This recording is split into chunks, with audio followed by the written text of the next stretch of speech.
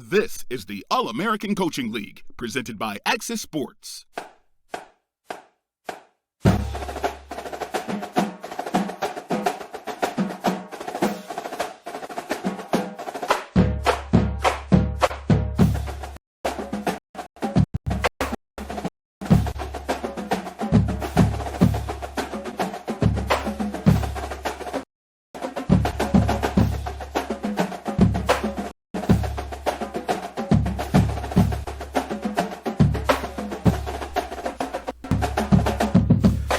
What's up, party people of the AACL? That is the All-American Coaching League, brought to you by Axis Sports. I am your host, Dave Axis, and we are about to begin and kick off night 3 of Bowl Week. We start things off with the SSF Bowl between Syracuse, the Orange of Syracuse, versus Louisiana Tech. Peter LaFleur, the quarterback for Louisiana Tech, has been on a tear lately. And, of course, we all know Taz Von Wolfswinkel for Syracuse can hold his own. In the second bowl game tonight, in the Diva Bowl, two of the teams that just missed the cut for the playoffs, Kansas and Old Dominion. That should be a barn burner. You got Vag Unitas on one end. You got Major Kittens on the other. Another nice quarterback duel. And then we're going to wrap things up with the Turn Out the Lights, the Party's Over Bowl. Memphis and Washington State, two teams that have been slumping as of late, but can both put points on the board. Let me check the – let's go Hearts and Maple. Attaboy, Eagle. Real quick, we got Axis Sports, we got Eddie Toe, got David Leathers in the house, Doug Britton, Eagle Mondavi, Dave Axis, Caxib06, Packer Fred, Pseudo Nakai, the Greg Soto, and a few more. Looks like they're starting to pile in here. As you see, we are getting ready to kick off the SSF Bowl. Number 19, Syracuse. They went 3-7 this season, 3-2 in the dumpster fire division. And Louisiana Tech, 4-6 overall, 2-3 in the I-35 division. We will be out in San Diego at the Holiday Bowl. So let me bring in your commentators for tonight. First, your play-by-play guy, Mr. Willie B. Hardigan. Rumors have surfaced during the game last night, Willie, that you were actually fired before the game ended last night. Any truth to that rumor, and would you like to comment on that? Yeah, Dave, I had a hell of a game plan. It just didn't work out. I got fired. And you got fired. All right, well, so those teams out there looking for a new head coach for season 2, Willie B. Hardigan is available. On color commentating tonight, the coach of the Old Dominion Monarchs, who will be playing in game 2, Clint Torres. Nice of you to spend your time with us here as you prepping for your game later against Kansas. How are you doing tonight, and how are you feeling about your bowl coming up after this game? Prepping? What's that? Oh, it's good to be here, man. Pounding back a few buttery Chardonnays, talking shit. It's kind of odd, though, Dave, because it says the SSF Bowl, but there isn't any team from Miami. There isn't, but the commissioner of the SSF happens to be the athletic director for Syracuse. I thought Miami was normally in an SSF Bowl. Yeah, normally they would be, but the Hurricanes are not in the All-American Coaching League because they're too good of a team. We don't take good teams in the AACL. So that being said, Greg, let me pass it off to you, and you and Clint, and you guys do your thing. The SSF Bowl, Syracuse and Louisiana Tech, it's all yours, buddy. Awesome. Thank you, Dave. First, actually, I wanted to say a couple of things to Dave and to the fans. I want to apologize. This is now not Willie B. Hardigan. Fuck that guy. He had a terrible fucking game plan last night. I probably shouldn't even be here announcing. I should have gotten fired from announcing last night too.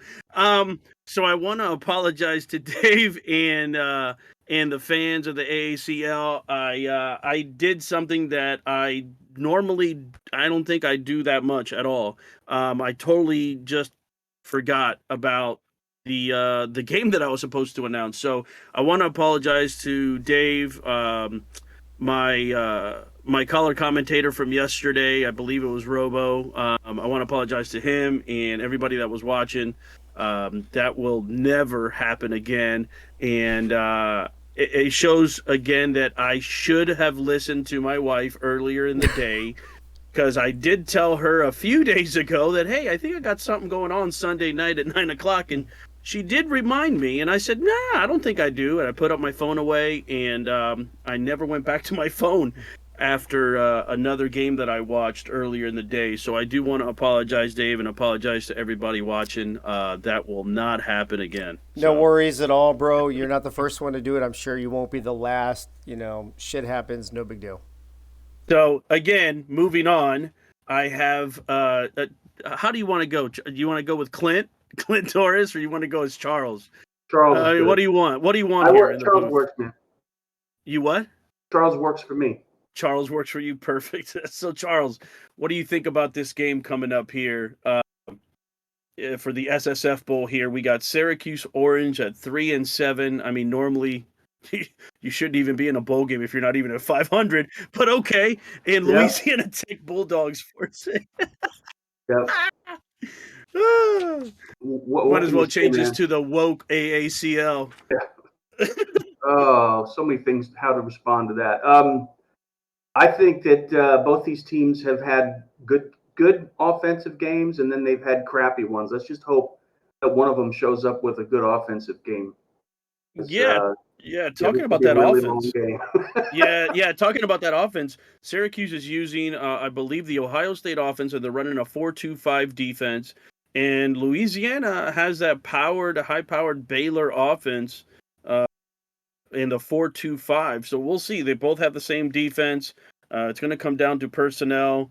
Will Swinkle and what was the name of Louisiana Tech's quarterback? LaFleur. Yeah, so we'll see what those two can do. And I'm excited. The Holiday Bowl, San Diego Stadium. I believe San Diego right now is 57 degrees and partly cloudy. So this should be very interesting. Did they both come off wins? I know Louisiana Tech did. I think they beat the hell out of us a couple of weeks ago. Too. Yeah. So this should be good. Yeah, let's see. Fingers crossed. Yeah, both teams want to end up in a high, so it'll be good. We smoked Chad, said Eagle. I don't know what that means. Is that like a street thing? Yeah, they beat Indiana then. Yeah, Is that what you do behind a dumpster to get milk money?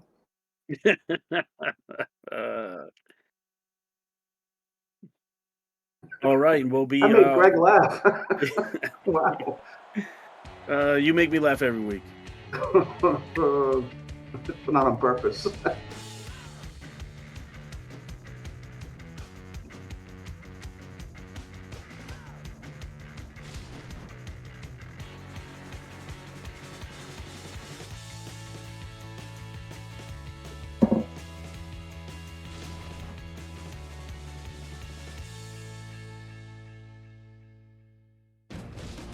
And here we go. Welcome again, everybody, to the AACL, and this is the SSF Bowl. Syracuse at 3-7 facing Louisiana Tech. Both teams traveling a long way here to San Diego, especially Syracuse, completely across the country. We'll see what they can do here against the Bulldogs. And Bulldogs elect to kick off, and Syracuse here receiving the ball here to start off the game.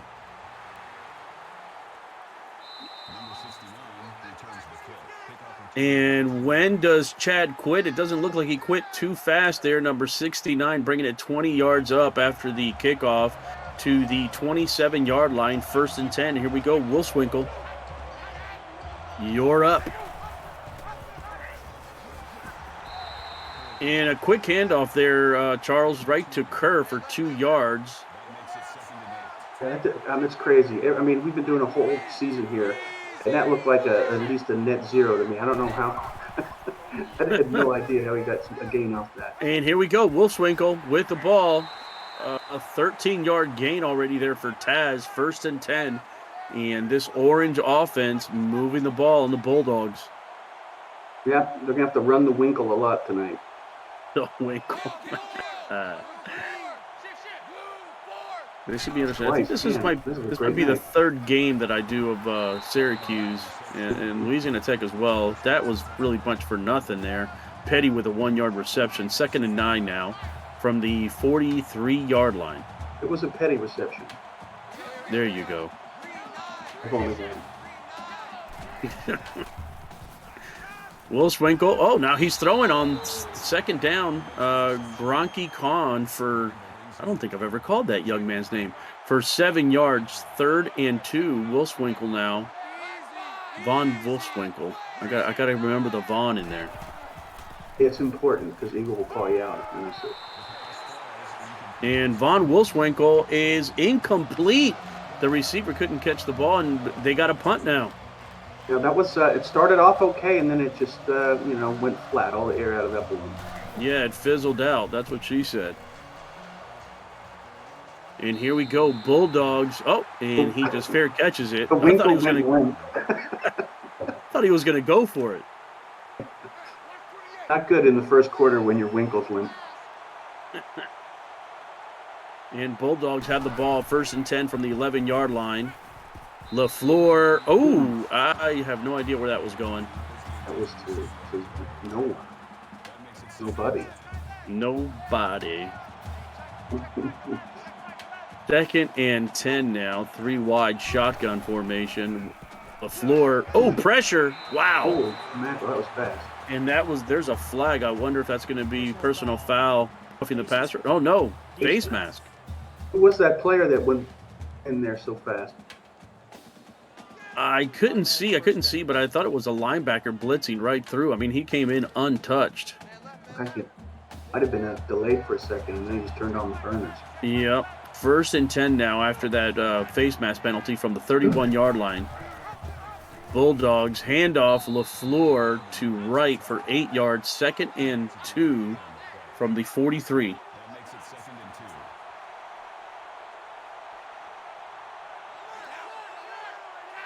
And man in motion right now. LaFleur, plenty of time, and nowhere there. That was a shit throw. Yeah, that's 2 now already on this drive. Got to clean that up if you're LaFleur. Yeah, the receiver came back, knew that the quarterback wasn't under pressure, came back to the ball, and didn't get any help from the quarterback. Nope. Oh, and LaFleur with a keeper. Oh, my goodness. Oh man, that defense. I mean, eventually that defensive player wants to have some kids. Yeah, he wanted to grab the Winkle, and the Winkle just smacked him in the face. Wow. 1st down, LaFleur. Now from the 36-yard line, 1st and 10. Nice little catch there. Tippy toes right. Hit me wrong, quarterback. Sorry. Wake up, doctor. It's okay. Have another drink. Second and 3 from the 30-yard line. LaFleur managing the field here.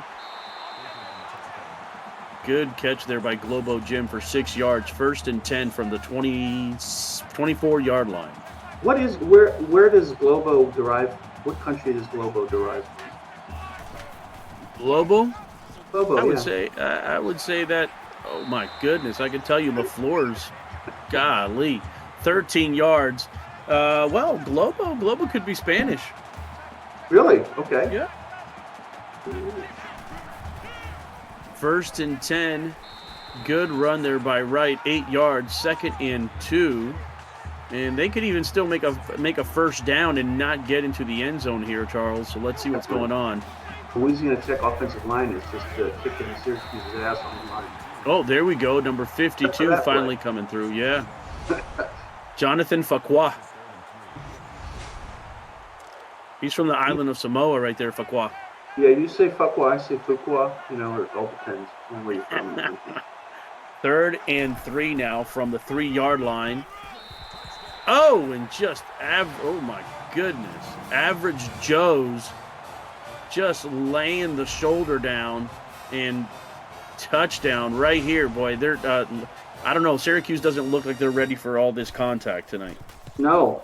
Louisiana Tech had a great drive, and they were knocking Syracuse on their ass the whole way down the field. And that'll bring the score with 2 minutes left in the first quarter. Bulldogs 7, Orange 0. Let's see what the Orange can do here to answer. Oh, good, decent return, 25 yards by Sullivan. And here comes the Bulldog defense.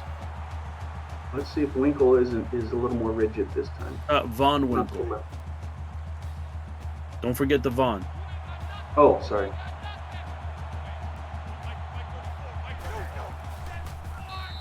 And wow, that was, I don't know where that was going, but Harris was there, I guess.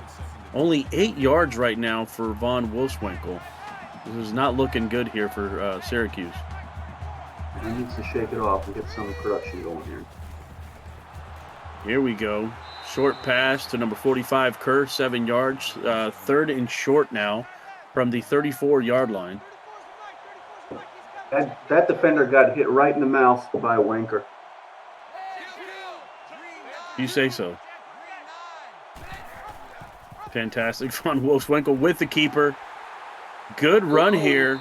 Wow. 17 yards by Taz. Bringing the ball over to the Bulldogs side of the field from the 49-yard line. 1st and 10. And starting to get fired up. Yeah, this is kind of where they got to last time, and it just kind of, like we said, it kind of fizzled out. So let's see what happens. Great open field tackle. Yeah. Von Wolfswinkel there ran about 10 yards to get 3.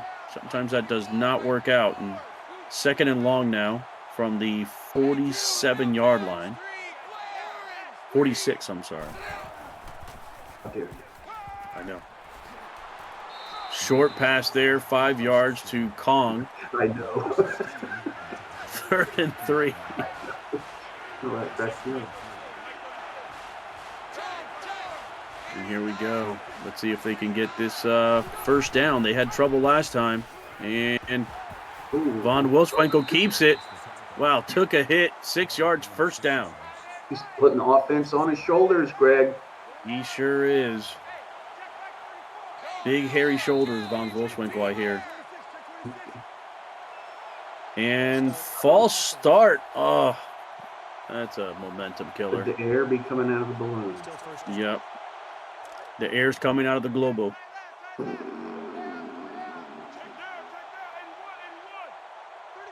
And here we go. 1st now and 15 from the 41-yard line.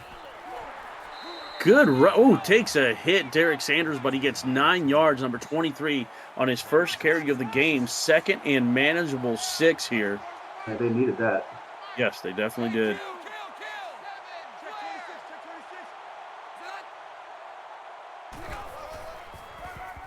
And handoff again, I believe that is to Sanders. 3 yards now, 3rd and short. This is manageable. They're in field goal range already. They need to come up with some kind of points here. Yeah, both teams aren't doing really well. Defenses aren't doing really well against the run. Nope. Oh, and what a stop there, as you say that. I've opened my mouth. As you say that, Lumberjacks lays down the lumber, and here you go. Is this going to – oh, they're going for it. No field goal here. Wow, this is aggressive. Oh, he's keeping it. Oh, my God. Oh, nice run by Wolfswinkel. 15 yards. What a run. How open that side was off tackle?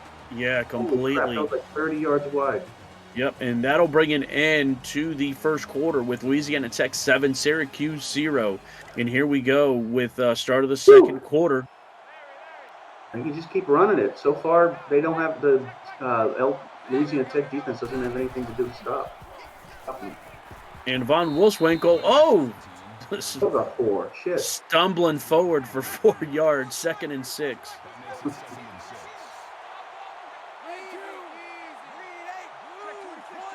Von Wolfswinkel looking down the sideline, changing the play. Now he's keeping it. Oh, and he trips over his own player, number 33. Lumberjacks coming up strong again. His first run for a loss tonight, I think. I believe so. -1, 3rd and long. Again, they're still in field goal position like they were before. Let's see what they dial up for 3rd down. Von Wolfswinkel, there we go. Good pass. Can he get by? No, he can't. Good stop there again by Lumberjacks. And here we go. Syracuse with the field goal attempt. 24-yard field goal, and it is good. Wow, I thought you might have missed that one. That was weird. Yeah, right down. Yeah, that was pretty good. 7-3 now. It's all right. It's all right.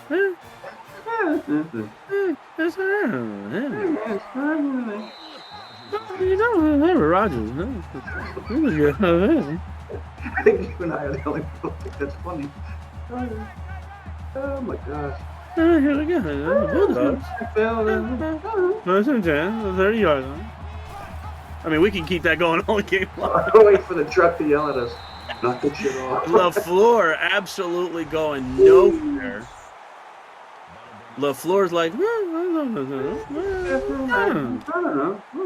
second and long now for the Bulldogs from the 28-yard line. And LaFleur, Nice good pass. Holy mackerel. Young Patches almost needed to be patched up there after that hit. First reception, hello to the game from Patches from the 42-yard line now. LaFleur, good tackle there by Rogers. Actually, no, Rogers had the reception. Good tackle there by the cornerback. Second and long now. LaFleur, 5 for 7, 37 yards from the 43-yard line. Oh, pressure. Pressure. Oh, no, he couldn't stay in bounds. Right. Oh, 3rd and 5 now. I think he had it. He could have stayed in bounds. Yep. I think he was surprised that the ball went to him. And here we go. There you go. Oh, what? Ooh, Nice. What a Holy crap. right with a shoulder taking Get care out of of that. my way. Yep, get out of my way. 1st and 10 from the 35-yard line, and the Bulldogs moving the ball really fast here in the second quarter. Nice Good. run. Holy crap. Wow, a lot of space there, and that's going to Another be a face flag. mask. Yep, that's another face mask there. Right? Was that a face mask? Yeah. I believe so. They spun him around. Yep. That was already I think a 12 to 13-yard run, and add another 15. You're right. Yeah. And there you go. 1st and 10 from the 12-yard line. And handoff again. Oh, can he get? Yeah, he got a yard here. That's pretty good. Grant Wright. 2nd and long now. Let's see if the Syracuse defense could hold. Oh, there we go. 7 yards. 3rd and short now. See if they could hold him to a field goal. I hope they just keep running. I mean, I haven't seen a lot in the pass game. They'll probably pass for a touchdown. Oh, here we go. Right up the middle. Nice. Good run there by Wright for 4 yards. Touchdown, Bulldogs. Another impressive drive by Louisiana Tech. I mean, they're showing their physicality on the field there, Greg. And here we go for the extra point. Bulldogs will be up 14-3. And the extra point is good. And there you go with 2:34 left in the game. Left in the second quarter, not the game. Second quarter, Louisiana Tech 14, Syracuse 3. Let's see what Syracuse can do in their 3rd possession.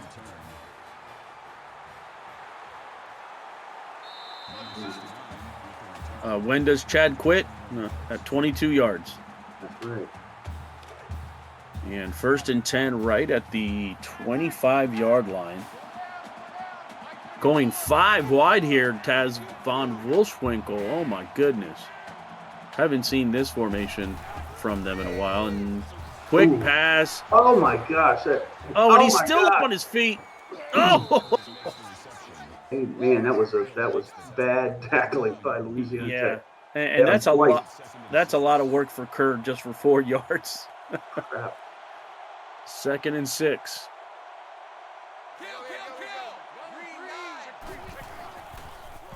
Here we go. Von Wolfswinkel finds his man right up the middle.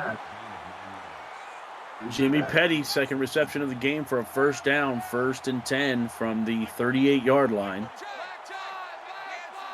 Just under 2 minutes now left in the half. Oh, what a tackle there. That's a loss. Yep.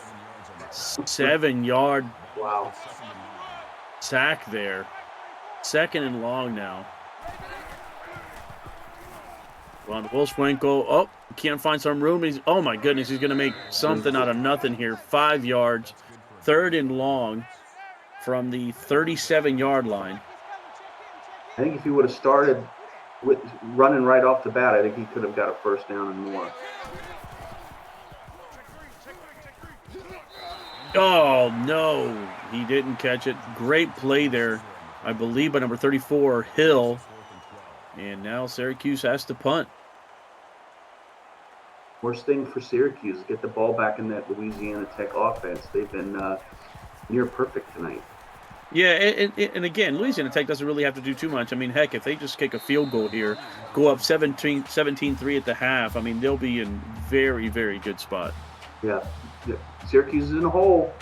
Can't let it get deeper. Here we go. I set you up for that one. I know, I'm letting it go, though. First and 10. First and 10 from the 38-yard line. LaFleur trying to keep it here. Wow, just, and his sack for -2. 2nd and 12 now. Wackadoo.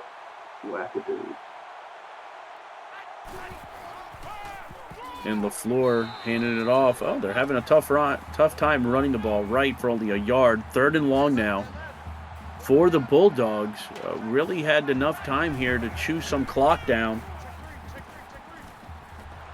Short pass, and really they're going to give the ball right back to Syracuse here with over a minute left to go. That was a horrible series there for those 3 plays there. Yeah, horrible. Left too much time on the clock. Yeah. Let's see when does Chad quit this time. 12 yards. Not bad field position now for the Orange. Starting at the 34-yard line. 1st and 10. Here we go, Syracuse. Let's see what they could do here right before the half. Oh, and the ball's dropped. Oh, my goodness.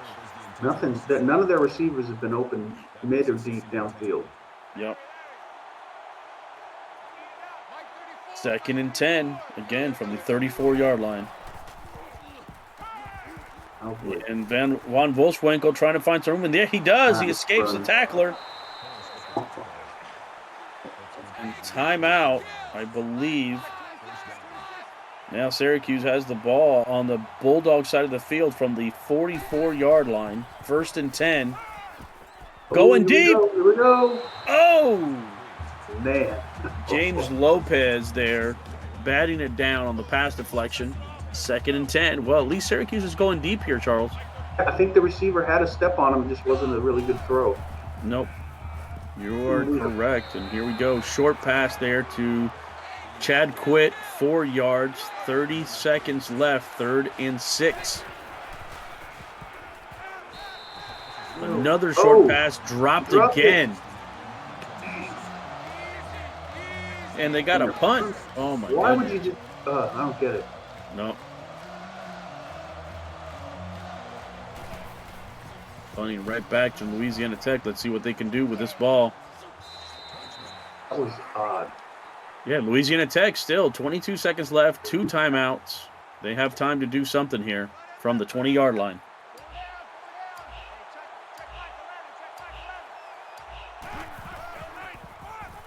And LaFleur handing it off to right. Oh, my goodness. Sherlock Mahomes with that tackle for a loss. Let the clock run out. Yep, wow. And that'll be it for this first half. Louisiana Tech 14, Syracuse 3. Wasted opportunity for Syracuse to put some points on the board for the half. Now they're in a, I wouldn't say it's an insurmountable hole, but pretty deep there, Greg. It sure is. I hear that Von Wolfswinkel likes doing that. We'll see if he can climb out of it. Does he like climbing in the hole or out of the hole? Out of it. It's always better to climb out of it. Yeah. And here we go. We have some of the highlights here from the first half. Again, there's I agree with you. There's some missed opportunities from both teams there with with under 2 minutes to go. I think they've had each of them had about a one drive, or actually 2 drives for Louisiana Tech, and actually 2 drives as well for Syracuse there with under 2 minutes left to go, and just didn't do anything with it either time, any one of them. See what kind of adjustments they make. Syracuse has got to do something for their offense. Seems like they stall the closer they get, to the red zone. Yeah, and again, no turnovers yet. It's just been, a hard-hitting game right now. Time of possession is Syracuse's way, rushing yards Syracuse's way, passing a little bit better for Louisiana Tech, and just Louisiana Tech has taken advantage of their drives here. Syracuse just not able to finish anything off, and unfortunately, Syracuse has to kick off to Louisiana Tech.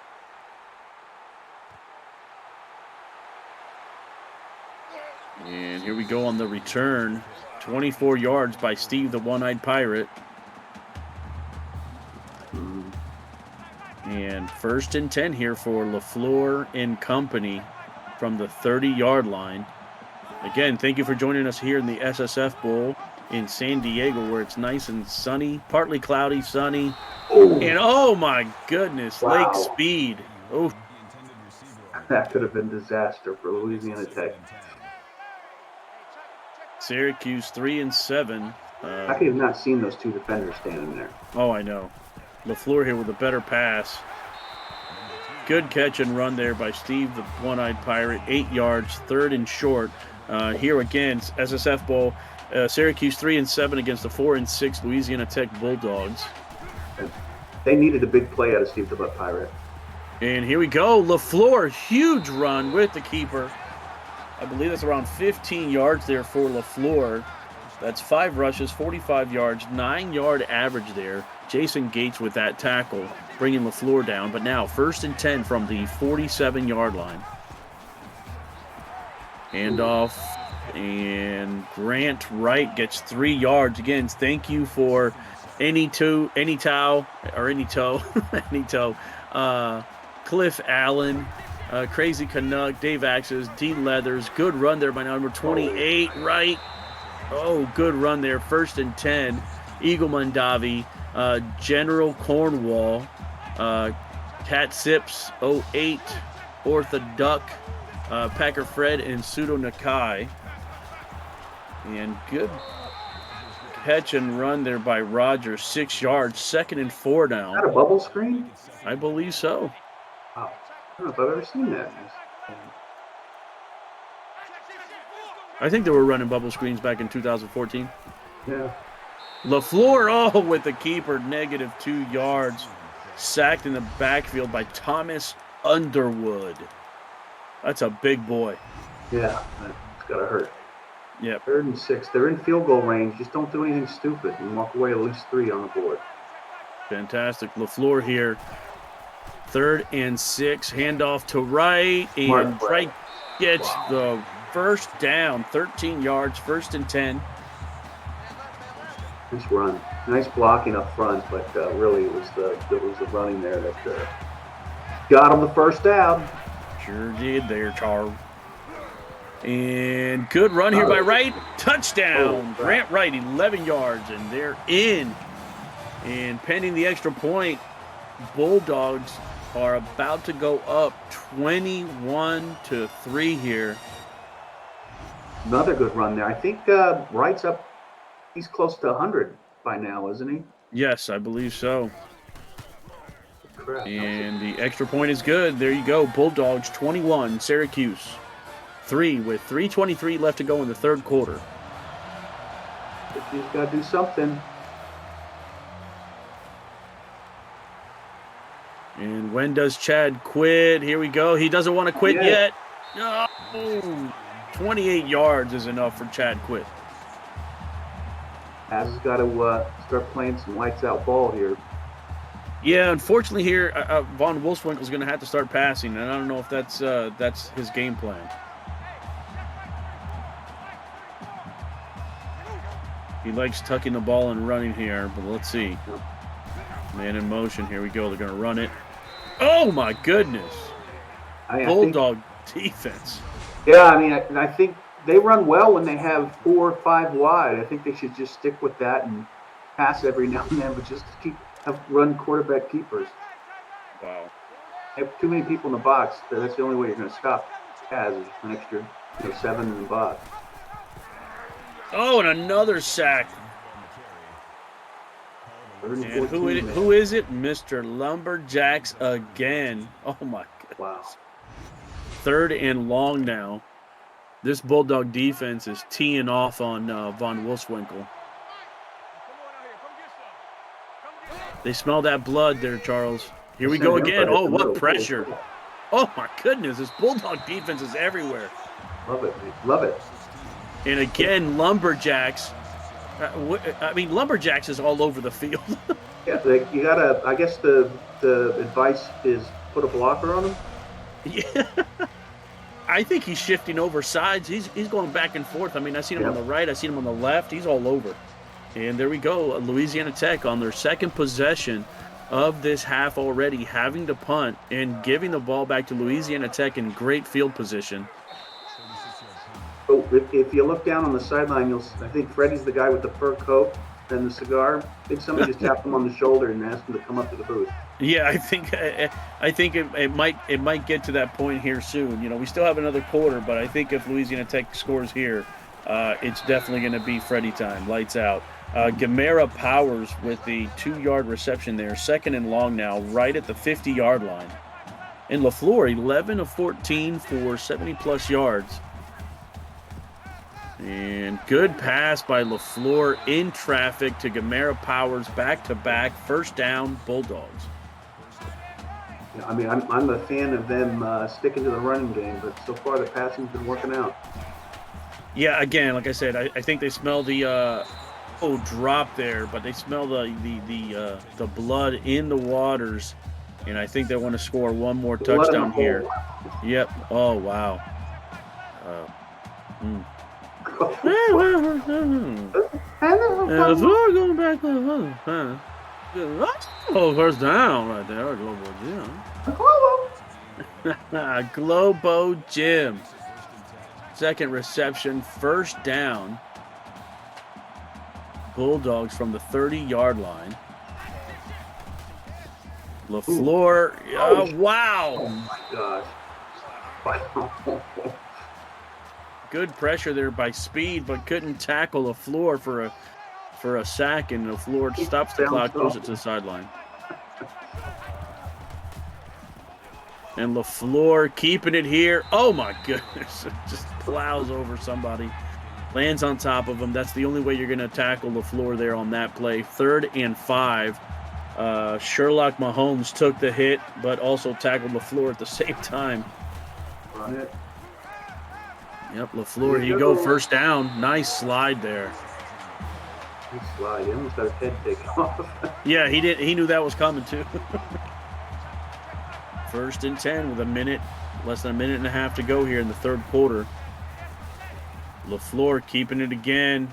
Holy man. Oh, he's still on his feet. Oh, my goodness, running through people. Touchdown, LaFleur. That is an insane run right there. That just shows you how powerful the quarterbacks are in this league. Yep.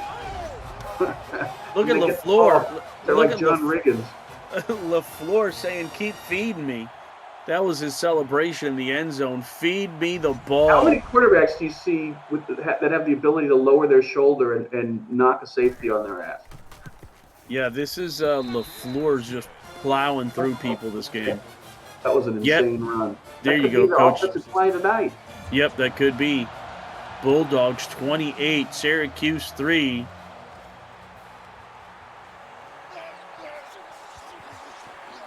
And a fumble! And the Bulldogs have the ball. Oh, my goodness. Now there's a pool of blood in the hole. Yeah, there's definitely... Wow. Oh, and there's a coach's challenge from Syracuse.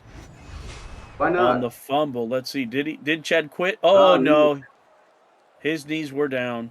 That's how Chad is. His knees are always down. Yeah, that's the best way to do what he does. There it is. And then the ball comes out. Yep. Usually that's what happens. Your knees get down and then the balls come out. Yep, the swinging in the wind. And lucky for the Orange, they get to keep the ball. First and 10, Syracuse from the 22-yard line. Oh, man. Nice play.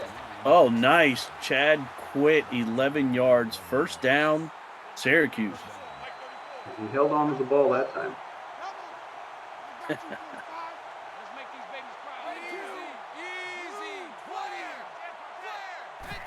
And Von Wolfswinkel dropping back. Oh, good. Oh, nice. Kerr there with a 11-yard reception. They got to score quick. Yeah, they sure do. And that's another first down, Syracuse. And Von Wolfswinkel, did he catch it? Yeah, Petty caught it this time. 2nd and 5 from the 49-yard line.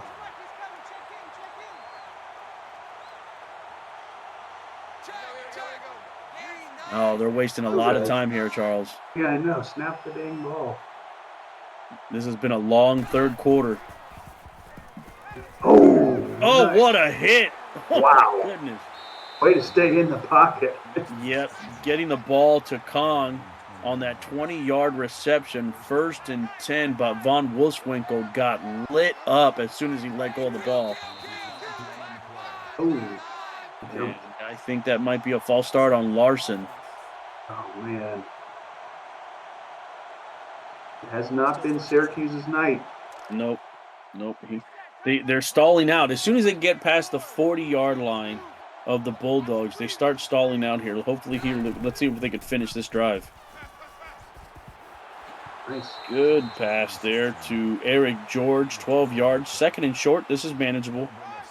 Plenty of options here. 30 seconds left to go in the third quarter. Crowd's crying for Wanker. That happens a lot in Southern California. Yeah. Wayne Kerr. There you go, Wanker. 5 yards. First down at the 12-yard line. Nice wow. And again, of course, who is it? Number 16 on that sack. 2nd and 11 for Syracuse. Good pass there. Trying to get some yards there after the catch, and that is the end of the third quarter. Louisiana Tech 28, Syracuse 3.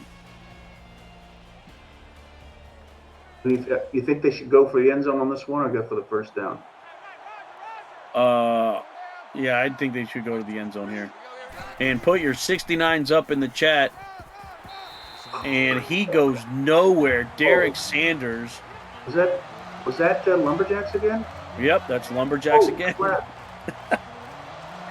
And I love it. He tackles him and just looks at him while he's on the floor like, dude, I don't think you want to do this anymore. I just did that to you. Oh, nice run.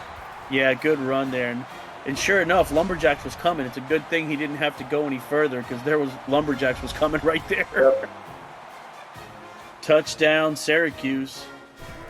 See if they can make it 28 and 28-10. Here we go. 4:44 left in the game. That's a lot of scoring. That clock moves fast, my friend. Yes, it does. And are they going for an onside? And they might have it. Oh, there's a flag. Oh, no, Louisiana Tech went for it. They had it. Illegal touching on Syracuse. Louisiana Tech gets the ball. Good plan there by Syracuse, but just the execution didn't end up well. I don't understand the passing, but hey. Yeah, LaFleur takes a 7-yard sack there by Buster Cherry. Buster Cherry grabbed the Winkle, knocked him back to 7. Holy crap! No, he grabbed the LaFleur. LaFleur. Sorry, Buster Cherry on the floor. Hey.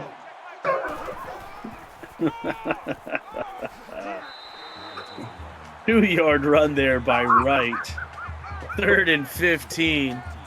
Buster Cherry on the floor. Oh, my goodness. The only player left. The only thing is you needed another player there called Rugburn. Welcome to 7th grade. This is the 7th grade. There you go. Anybody listening, that's another good name. You should name somebody Rugburn. And Louisiana Tech has to punt the ball. Good return there by Chad Quitt. Touching the balls a lot tonight. Yes, he is. This should be his quarter, number 69. So let's see what happens here. What do you think happens if Syracuse ends up scoring a touchdown here? You got to do another onside kick, man. It's 8 minutes left. No. Second and short Did you here. set me up and I missed it? No, it's all right. Brandon Sanders there on the reception. Von Wolfswinkel looking back. Short pass. I'm going to do better than that. Wanker for 0 yards. 3rd and short. They need to go deep here.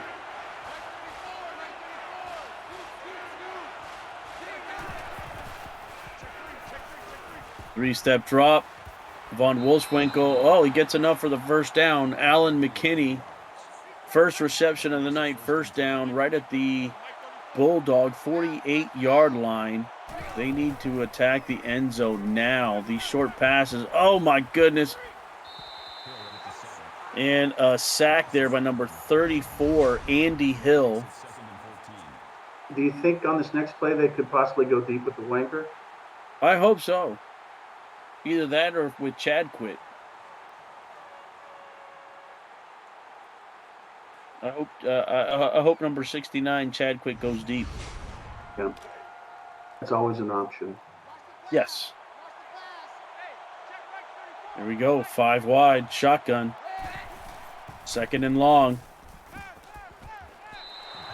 Oh, you got to catch those balls. 3rd and 14 now from the Syracuse 47. And that's not good enough.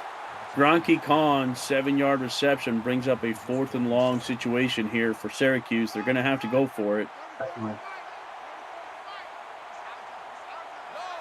Got to run a 7-yard route. And he fumbles the ball. Oh, that's insult to injury. Well, I'm here, guys. And I think it's time, Freddie. I don't know. I mean, 18 points, and I've seen some crazy stuff, but I think it's time. All right, here we go. Dandy Don's in the house. Turn out the lights. The party's over. Say that all good things must end. We call it a night. Party's over. Until tomorrow, we'll do the same old thing again. Good night, Syracuse. I love well it. done. That's great, Freddie. Thank It you, gets sir. better each time. I know. He loves it. I love it. His voice is really starting to grow on me. Yep. I want to download that eventually, Freddie. I want to download it in iTunes and and any other streaming apps. I want him to sing that "Head for the Mountains" song, the Bush Bears song back from the 80s. It's that time of day. Where you can say. Oh my goodness, look at this. What a run by Wright. 36 yards, and very fitting. He does that on the very next play after Freddie sings, "Turn out the lights." Wow. Great run. I mean, this has all been all Louisiana Tech.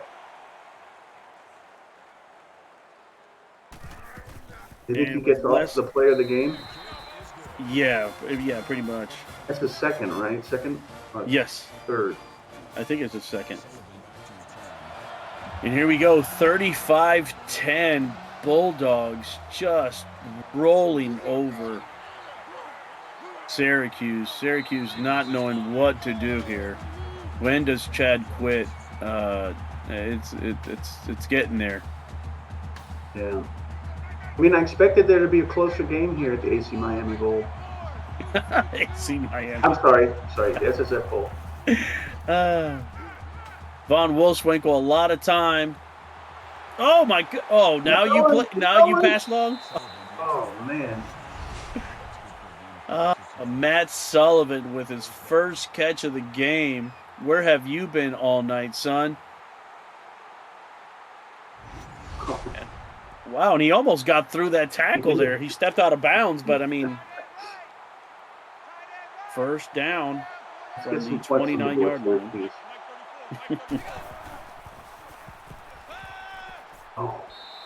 Oh, and Von Wolfswinkel has just been under pressure all night long. That nose tackle had a bead on him. Mm-hmm. 2nd and 10.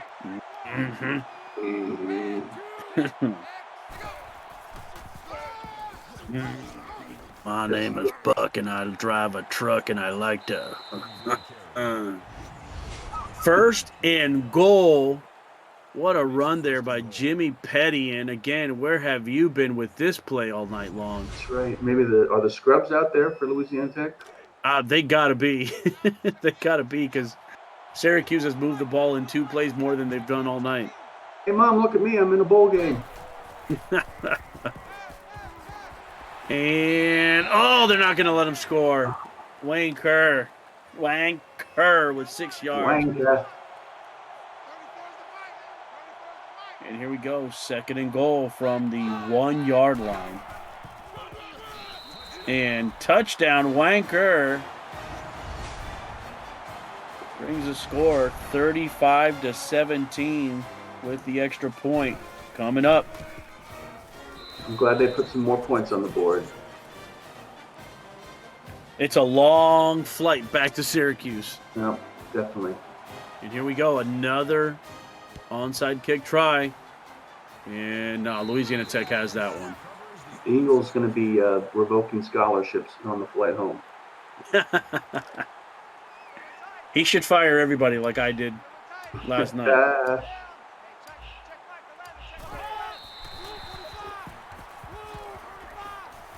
Victory formation. Yep. Already done. Eagles has the list. And there you go, Louisiana Tech with the win in the SSF Bowl. Fantastic. It's a good win there for Louisiana Tech Bulldogs. And 35-17, big win there for the Bulldogs. And Grant Wright had 3 touchdowns. Oh, did he? Wow, 3. Yeah. Nice. That was impressive. Yeah, he had some good runs. Nice blocking by Louisiana Tech as well, but yeah, here's LaFleur's run here. Oh my goodness! I think this was the play of the game. Yeah, that is a hell of a play by LaFleur. What else can you say? He absolutely left others' blood on the floor.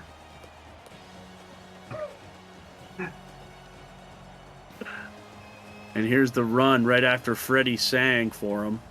Turn out the lights right. Some nice still shots there for the bowl game. And there's that fumble. Oh, that's clear as day right there on that fumble from Von Wolfswinkel.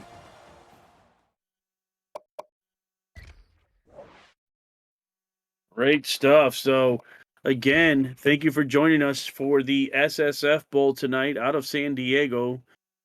It was only 57 degrees, but Louisiana Tech made it real hot on the field, putting up 35 points onto Syracuse.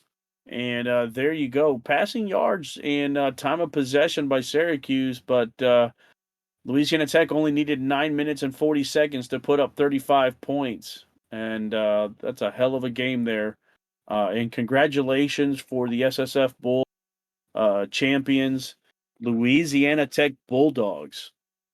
What do you think about these players of the game here, Charles? I think it was, no surprise that Wright won. He had a great game.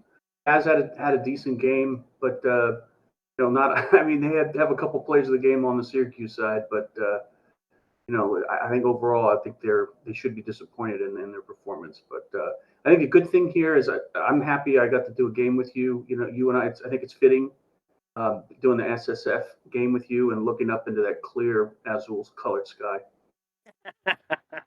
Yes, it's always nice. It's always nice.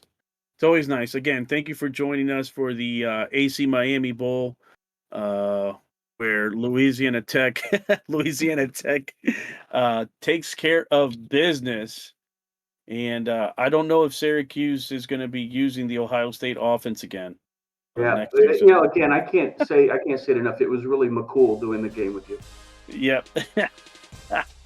And here we go. Thanks again for joining us for that game. And coming up, the Diva Bowl, number 9 Kansas going against number 4 Old Dominion in the Rose Bowl, California. Fantastic game coming up. And what do you think about this game, Charles? You should know a little bit about this game.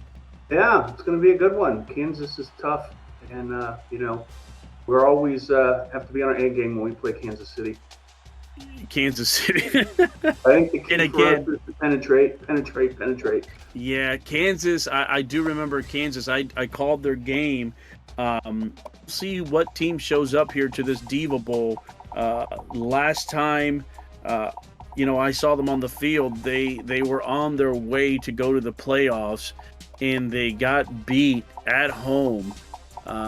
So we'll see what kind of a team comes up. If it's that team that's dejected still from not making the playoffs, or do they feel that they got something here to prove and move up in the final standings from number 9 and hopefully beating number 4. So again, thank you all for joining us from myself and Charles, and we give it back to Dave Access.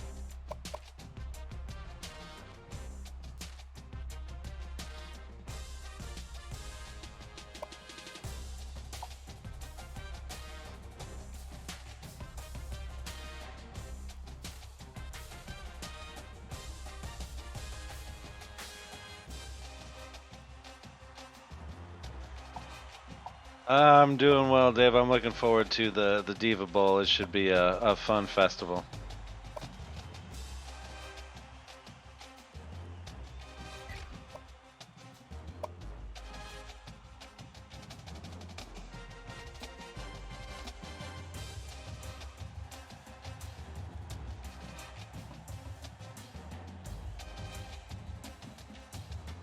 Well, shit. Was I muted, bro?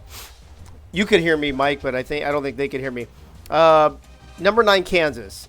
They were on the verge of winning their division and going to a bowl game, and then they lost their last game, and Houston won theirs. So they've got a little chip on their shoulder. Old Dominion started out higher up in the rankings. They got an actual number 1 ranking there for, I think, a week or two. Faltered, but then worked their way all the way back to the top 4. So based on those two stories, who's got the edge? The Old Dominion team that's kind of come back to who they are, or the Kansas team with the chip on their shoulder? Well, that's the question, isn't it, Dave? It's a battle of two Goliaths here. Kansas definitely has a solid team, and the no-touch freight team on the other side, they definitely had a good showing this season, and I think they're the stronger of the two teams here. But the Gaycocks really want to show that they're no slouches either. Real quick before we move on with this game, as I'm trying to stall so I can set this game up, did you get a chance to watch the last game? I saw a very small bit of it, but it looks like Louisiana Tech with their nice red, white, and blue uniforms really put on a show. Yeah, I mean, Peter LaFleur has really flourished, pun intended, these last few weeks. I was a little disappointed in Syracuse, though. Taz Von Wolfswinkel, I feel like, is a better quarterback than the way he's played the last few weeks. Do you concur, or do you think he was overhyped to begin the season? He can be better, and maybe it was the playbook, Dave, but yeah, it was Syracuse. He needs to put in for the transfer portal. Syracuse was not the team for him. You don't think so? Really? Okay. I was wondering about Peter Fitzwell, the head coach over there. if he's going to last, or if Eagle Mondavi, you think he's going to be the next one on the chopping block? They both might be, Dave, because I don't think Peter fit very well at all. And as a good friend of mine, Chad Rowland would say, "Fuck Eagle." Yeah, I think he says "fuck Eagle." I think he says "eat shit Eagle." He says a lot of things about Eagle. I'm wondering, do you think he's got a secret crush on him, or what do you think is going on there? I do think that when we turn our backs, they do consort in hot man-on-man love, Dave. Do you think that gives a whole new meaning to the name "When Does Chad Quit"? Yes, because I don't think either one of them can quit each other. Oh, God, bro. I'm dying over here. Hold on. I'm checking the weather as we speak. Looks like in Pasadena, California, at the Rose Bowl, where the Diva Bowl will take place, it is 52 degrees, partly cloudy. The sun's not quite down yet. So it looks like, Mike, weather will not be a factor at all in this game. No, it should be a nice, warm, easy game for everybody to just sit back, relax, and watch some exciting football. All right, folks. Well, we've got the runners-up from two very heated divisions. You've got the Kansas Jayhawks, 9th ranked in the country, the runners-up in the I-35 division, and the Old Dominion Monarchs, the 4th ranked team in the nation. But unfortunately, Mike, just before we head to the field here, they were stuck in a division with Akron, and Akron made it to the playoffs. Unfortunately, will not make it to the championship game. But are both these teams just kind of, just kind of got screwed due to circumstance, you think? Yeah, they were just one step behind. I mean, they're definitely ready to take the next step next season, but they just couldn't close out strong here this season, and Old Dominion just couldn't zip it up, if you know what I mean. I know exactly what you mean. That being said, let's head out to Pasadena, folks, and to my favorite stadium in the whole wide world, the Rose Bowl.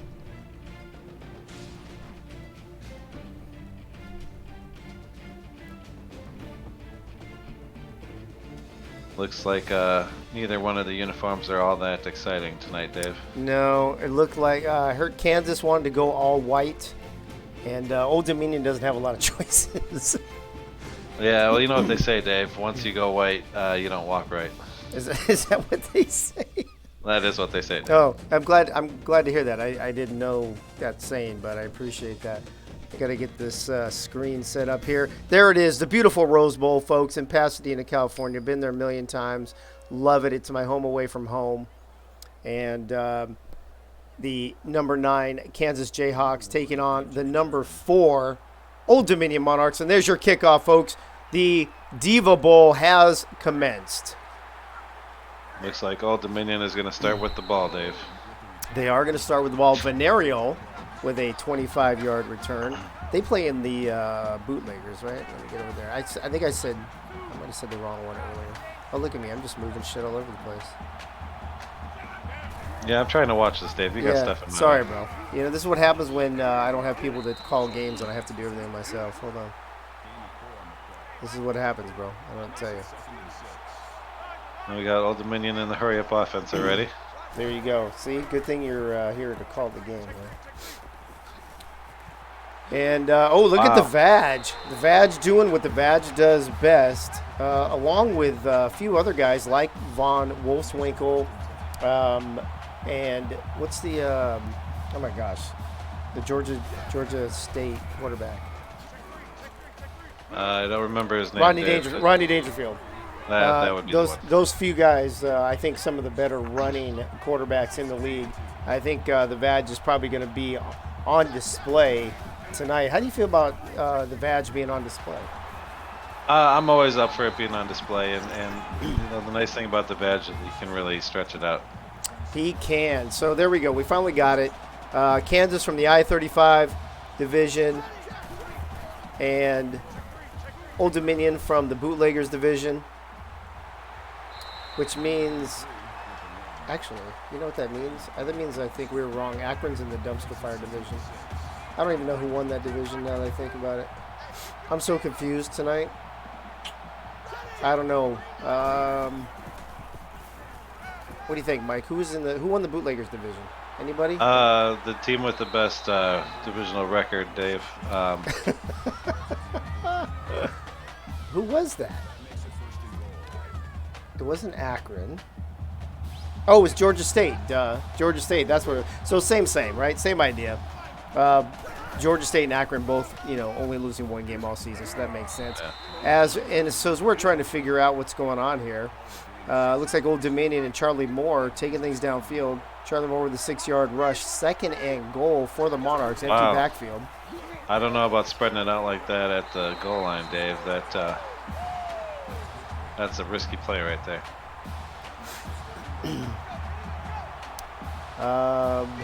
Benji, I'm not sure what you're asking me there.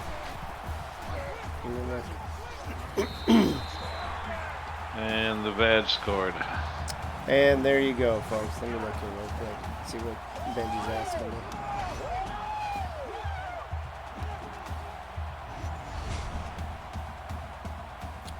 What is your defense, Benji? Do I need to start this game over?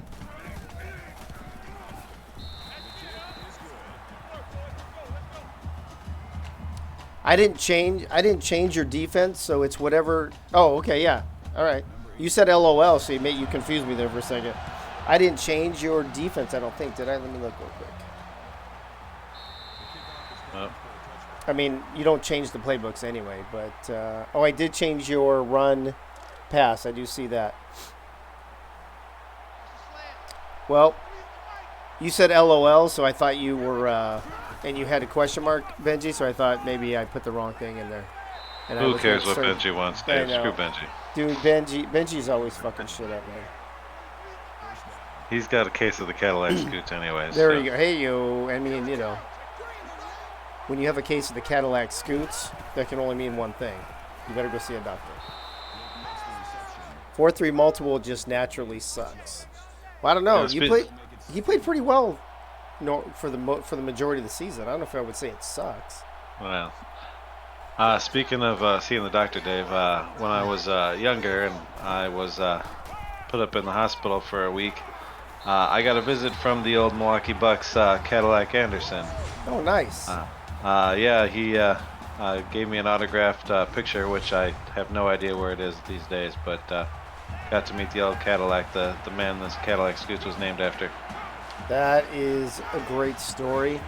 Cadillac Anderson, I actually remember him. Kansas, Kitten's going deep, going long, and he's going to throw an interception. And just not even close to being enough on that there, Mike. Yeah, Major Kittens with a major turnover. Major turnover. Number 21. He was intended target was McCringleberry. Looks like Weber with the interception. Yeah, he got grilled by Weber. Hey, yo. All right. Old Dominion from their own 21-yard line. The Vag fakes the handoff, looking to the right. He's got a receiver wide open for the first down. That is Genital Wirtz. For those of you who don't know, Genital got married halfway through the season to a guy with the last name Wirtz, and now she is Genital Wirtz. Vag dropping back, doesn't see anything, tucks it, and I don't know. That seemed kind of rushed to me, Mike. I think he could have stayed in the pocket a little longer. Probably gone for a pass there, which, speaking of the last pass completed there, Dave, that's what you want to do. You want to throw it to your own teammates, not the other team when you throw the ball. That's usually the best. A little pass out wide to the running back, Dusty Coles. Kansas all over that. A 1-yard loss for Dusty. Yeah, that was too wide for the Vag there. It was a little too wide. Let me see who's in the house. Freddie's in the house. Orthoduck. Caxib06, David Leathers, Dave Axis, Mike All, Crazy Canuck, Commander Root, Bob Funk, Benji Matson, Annie Toe. Out of curiosity, Dave, Orthoduck, do you think that means that he spends his days working on duck's teeth? I would say he's probably an Oregon fan who is an orthodontist. What do you think about that?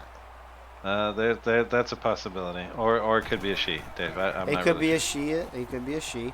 The thing is, people like Orthoduck, Caxips, Commander Root, all these guys, they never talk. I don't even know if they're real people. They never say anything in the chat. So I don't know who they are. They could be bots for all I know. Nice little face mask penalty there. Maybe it's an Orthoduck bot. What do you think that would be? An orthodontist that's a robot? Or a duck robot? Ooh, I don't know. Either way, I don't want to get drilled by it. I know you. Have you ever been drilled by a duck before? No, but I've been twirled by the tits. No, wait. How does that joke go? I don't think that's it. Cadillac scoots. Goes off one defender. Only gets a yard. He's got 10 yards off of 3 rushes right now. Kansas in the hurry up, waiting for the receivers to get back. Single back from the shotgun. Looking off to the right, he's got 2 receivers wide open, and Melvin Blank stole that away from number 82. I'm surprised they weren't fighting over it there, Mike. Yeah, I'm sure all they cared about was that nice first down. And that they do. First down, 55 seconds left here in the first quarter. Old Dominion with a 7-0 lead. Major Kittens dropping back. Nice. Dude, Major Kittens is passing the ball well. Maybe he should stick to passing and not worry about the running stuff so much. Well, as long as he throws it to his own team, it's positive. That's always a great idea. Well, I forgot to play again. These guys forget to play a lot. They do forget a lot. This time, Major Kittens fakes the handoff, takes it himself around the right side for an 11-yard rush. And Kansas in business, folks, in the red zone, inside the 15-yard line. First down. 28 seconds left to play here in the first. Fakes it again. Oh, gives a little wave. I think that was supposed to be a stiff arm, but it looked like he just waved to him, Mike. So, Yeah, see you I think wouldn't he want to be did. a. But we got our second face mask penalty of the game. I don't know what's up with that. I like those Rose Bowl patches on the uniforms, though. I'm digging those. I think those are actually the Diva Bowl patches, Dave. Oh, my bad. That's what I meant. Diva Bowl at the Rose Bowl patches. That's what I meant. Yes. That's That's it. Major Kittens once again faking the Cadillac scoot, taking it himself 3 yards to the left. Touchdown Jayhawks. And Mike, that was a pretty good response there by the Jayhawks. Yeah, in fact, that last play there, I think they pulled the old Harlem Globetrotters move. I think Major Kitten stuffed the ball up his shirt so they didn't know where the ball was. I think you might be right. And there is Benji on the sideline giving his quarterback the nice pat. Benji Mangino, not to be confused with the AD, Benji Matson. Yeah, Benji Mangino loves to touch butts. He does. I heard that about him. Venereal, 27-yard return, a few yards deep in the end zone, out to about 24-yard line maybe. Only if you count by ones, Dave.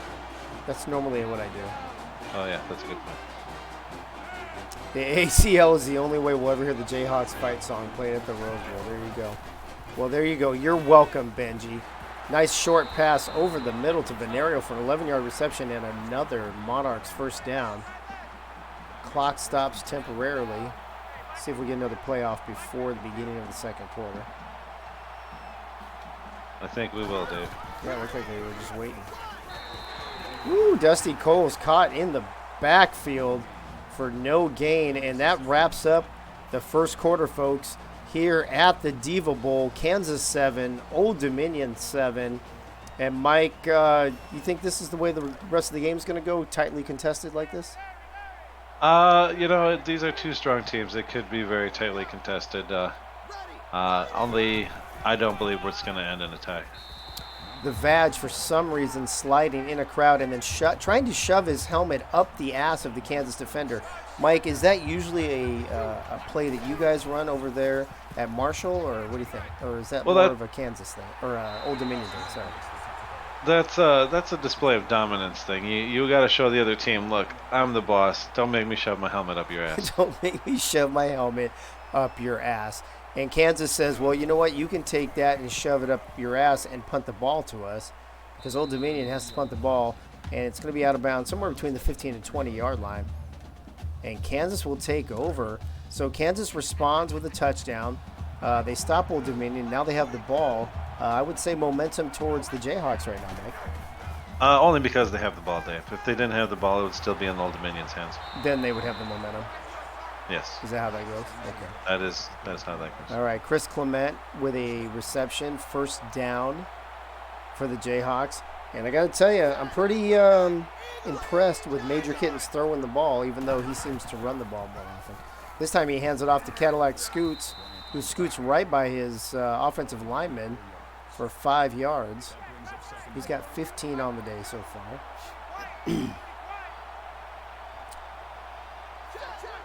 Nice little 4-man set. Oh, they forgot to play. They always forget to play. Oh, this time Cadillac Scoots going nowhere except for 2 yards backwards. Benji Matson in the chat saying, got to be careful. Helmets to the taint is a personal foul. I didn't realize that was actually in the rulebook. We might have to check that, Dave. I don't think it is. You think Benji's just making shit up as he goes along? I think he's trying to get himself some favor here so that they could get the lead. He's hoping that the officiating crew's got their phones in their hand watching Twitch right now. Yes, he hopes they're on Twitch watching Discord. There you go. Ooh, nice pass to the left, and it's almost intercepted. Michael Bryan with the deflection. Michael, if he catches that, he gone for 6. Unless he gets tackled. In which case, he would not be gone for 6. From the shotgun, Major Kittens once again. Over the middle, and I don't know if that was dropped or deflected. I believe it was deflected. Number 43 with the deflection.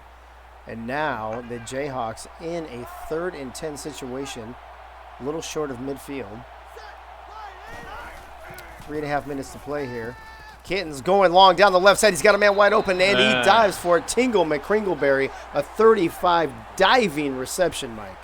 Yes, the difference on this pass to that interception is that he led the receiver. He didn't try and make the receiver stop and wait for it. That's what got them that positive catch there. It's always good if you throw the ball far enough for your receiver to catch it.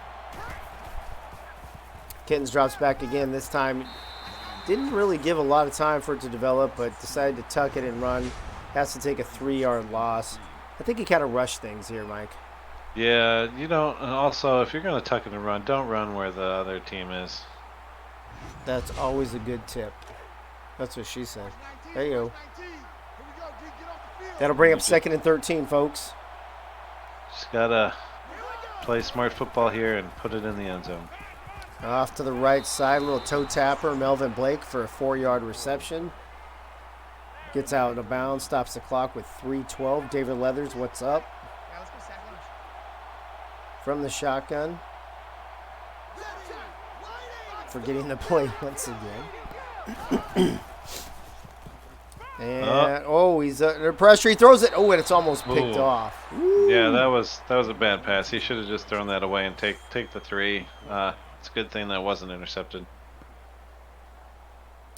Well, that was a dangerous pass. Very lucky, Kansas. Now they're going to have to settle for a field goal. And it is good. Kansas takes a 10-7 lead. A little under 3 minutes left to play. About a yard deep from their own end zone. Here comes Old Dominion on the return out to about the 22-yard line. Venario with a 23-yard return. And we'll see what the Monarchs can do here if they're able to respond to Kansas's field goal. Well, if I know Vag here, he's going to want to take all of it and put it in the end zone.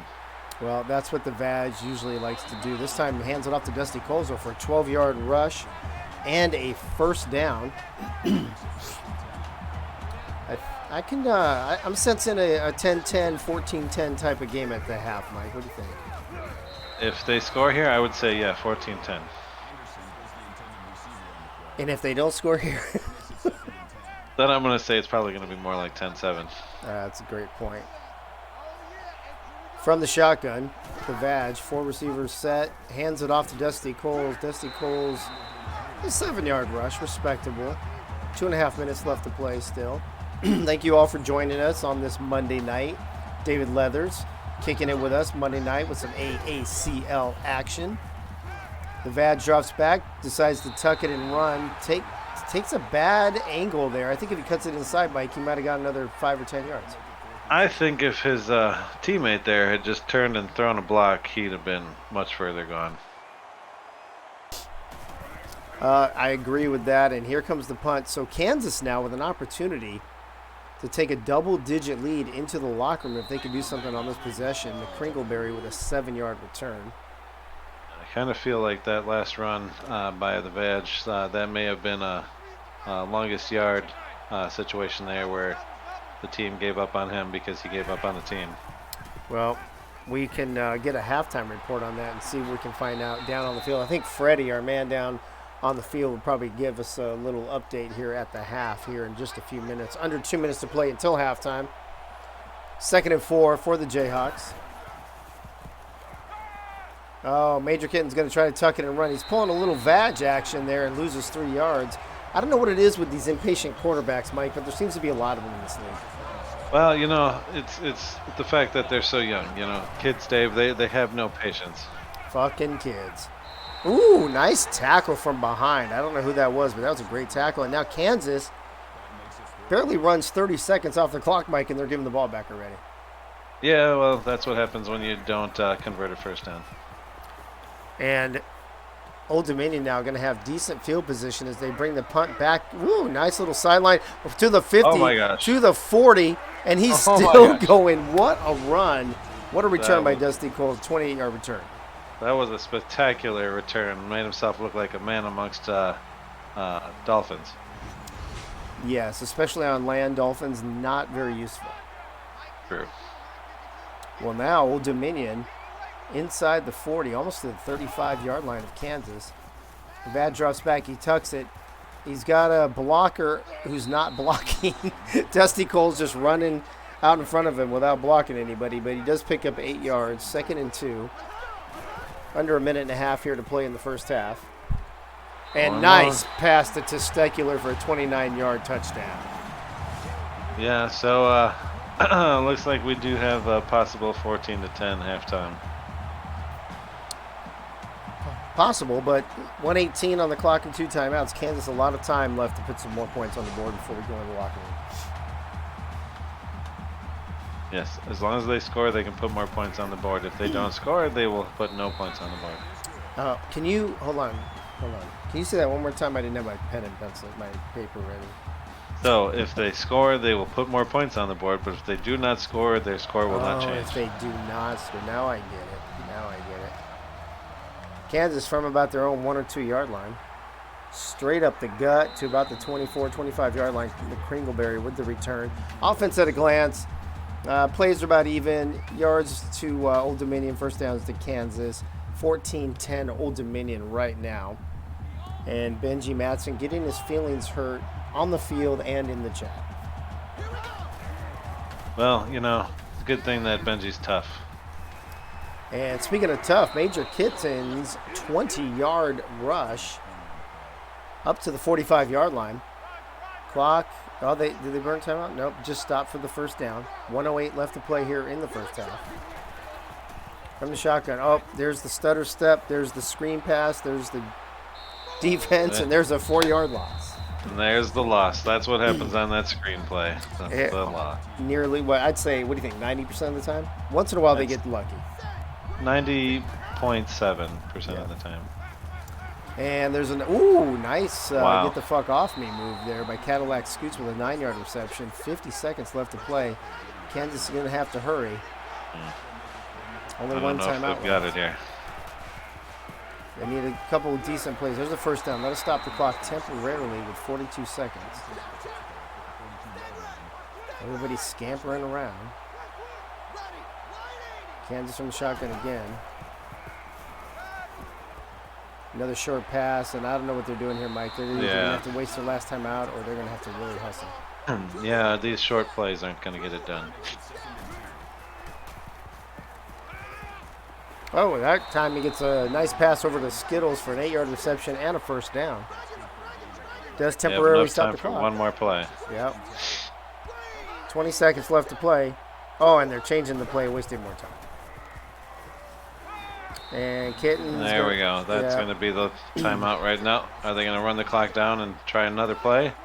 Let's see what they're gonna do. Oh, they're gonna screw it up. 4, 3, 2, 1. Call the And there it timeout. Ooh, 1 second left. And here comes the field goal to make this a 14-13 game at the half. It's up. It's good. And Mike, it was a little scary, but they got it done. 1-point game at the half. What are your thoughts on a 14-13 game between Kansas and Old Dominion going into the locker room? It's that nice tight game that we thought it would be. My one question is, Dave, why is it when they make a field goal, do the refs stick out and go wee with their hands up in the air like that? It's kind of like a roller coaster. You've been on a roller coaster before, Mike? Yes, those are the things with the water. Yeah, exactly. You get on a roller coaster and you're kind of bored maybe, or things are going slow, and then all of a sudden some excitement happens, and what do? You throw your arms in the air and go wee. Well, that's what we've got going on here, Dave, with this game. Well, and that's why the refs do that. The refs, like everything else in a game, are a fucking roller coaster. Passing yards, 140 for Kansas, 85 for Old Dominion. Old Dominion doubling up on the rushing yards. Time of possession, about a minute off. The sole lone turnover, the interception by the Vag, which I don't think did any damage. Did Kansas come down? Or no, I'm sorry, that was by Skittles. I'm sorry. Did Old Dominion come down and score on that? I think they did, Dave. I think they did score. Okay. And it shows here how efficient Old Dominion has been, even though they have less passing yards by quite a bit. They've put what they've done to great use and put the points on the board. They have, and they've been very balanced. 85 yards passing, 80 yards rushing. Very balanced game by the Monarchs as Kansas returns it 1 yard deep from their own end zone. Chris Adams with a 21-yard return. A couple of highlights here. There's the Vag. There's Kittens. A couple of highlights from the first half as we have a 14-13 game. This was a nice pass, Mike. Yeah, that was a great play there. Defender got turned around. I think the defender's got his head turned around the other way. I don't think that pass makes it. But regardless, the Monarchs took a 14-13 lead into halftime. Kansas starting the second half with the ball from their own 20. Kittens with a quick pass over the middle to 83, and he's dragging a defender with him for about a 15, 16-yard gain. That would be Melvin Blake on the reception. You know, I think the Monarchs were hoping for some inclement weather tonight, Dave, because they like to rain. Hey-yo. Nice little pass over to the left again to number 83, Melvin Blake, for a 12-yard reception. Back-to-back plays to him. Kansas on the move, going no huddle. Hey, did we ever get that sideline report from Pepper Rogers? Oh, no, I forgot. What was I supposed to ask him again? Some shit, Dave. Yeah.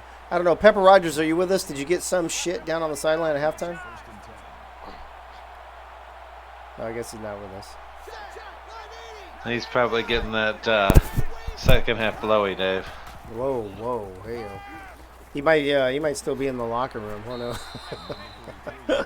I won't finish the rest of that sentence. Major Kittens with a nice little run there.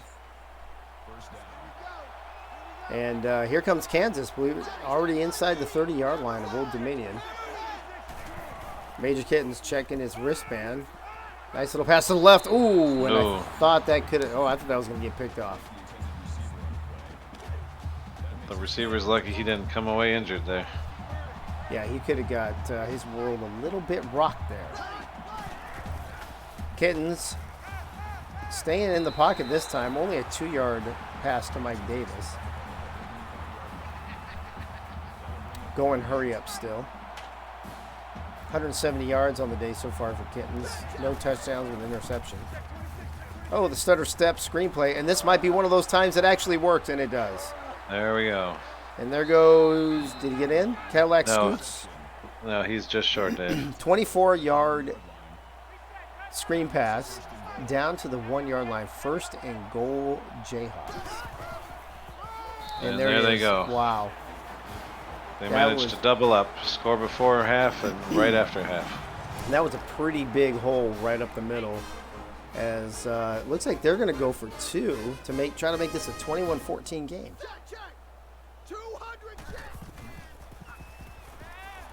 Kittens nowhere to go. Oh, and he runs right over the defender and trips over himself. Terrible play by Kittens.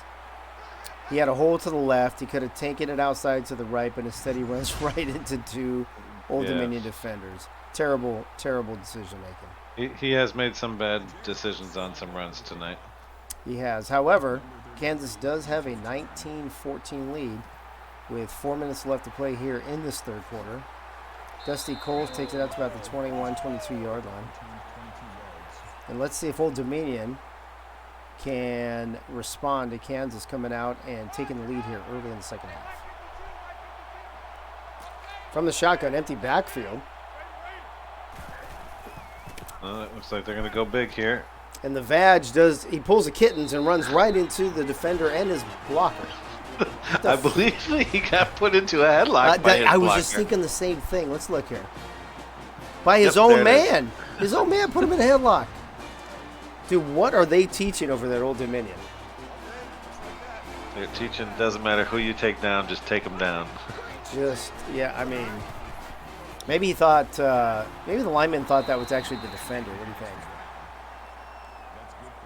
Yeah, I mean, I know there is one of the guys on their team that is colorblind. Although, dark versus white should be pretty Yeah, obvious. I was going to say, I think they should.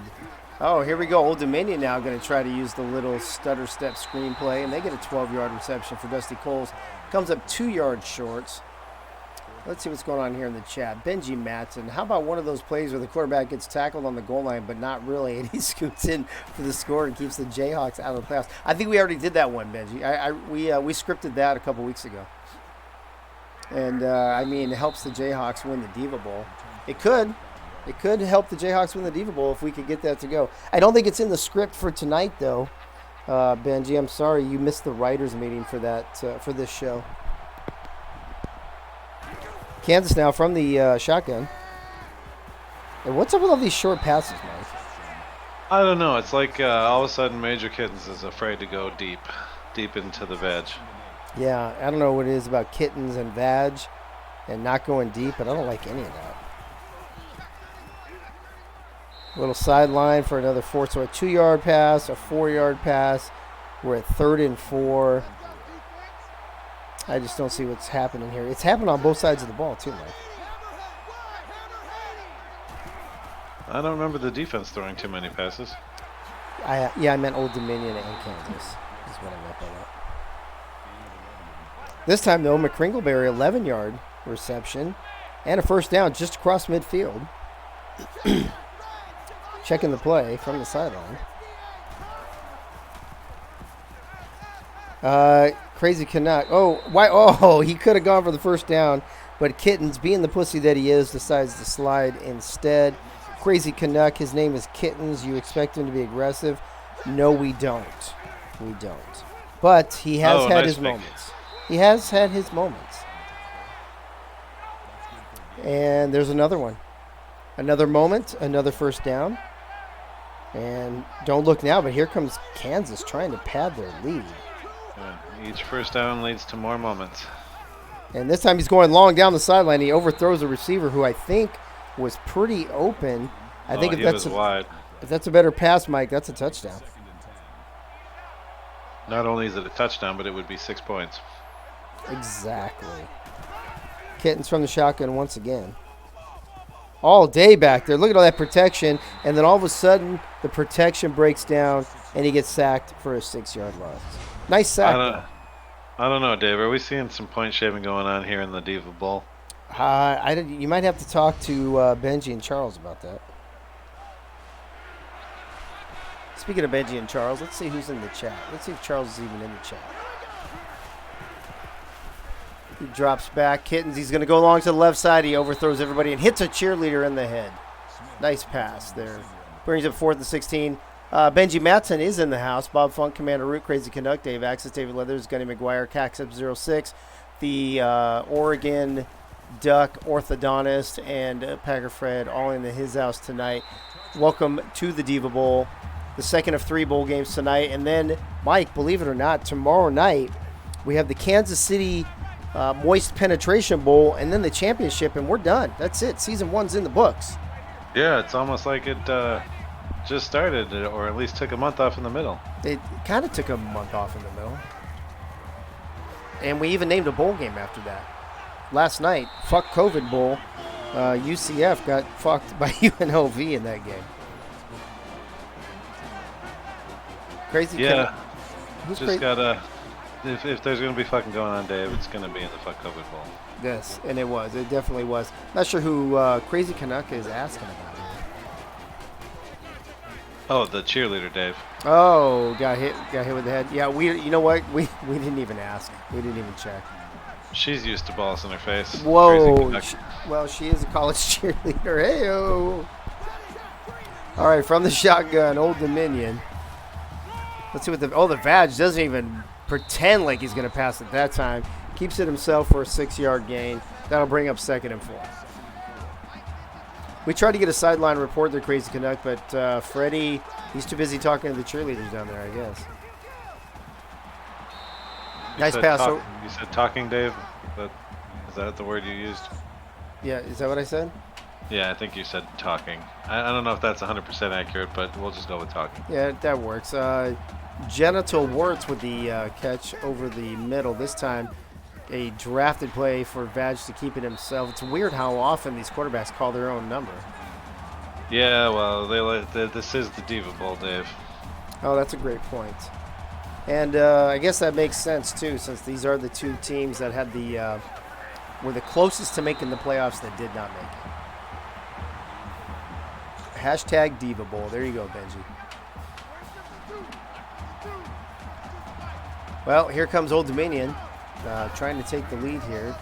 Going to hand it off to Dusty Coles for just a few yards, 4-yard gain.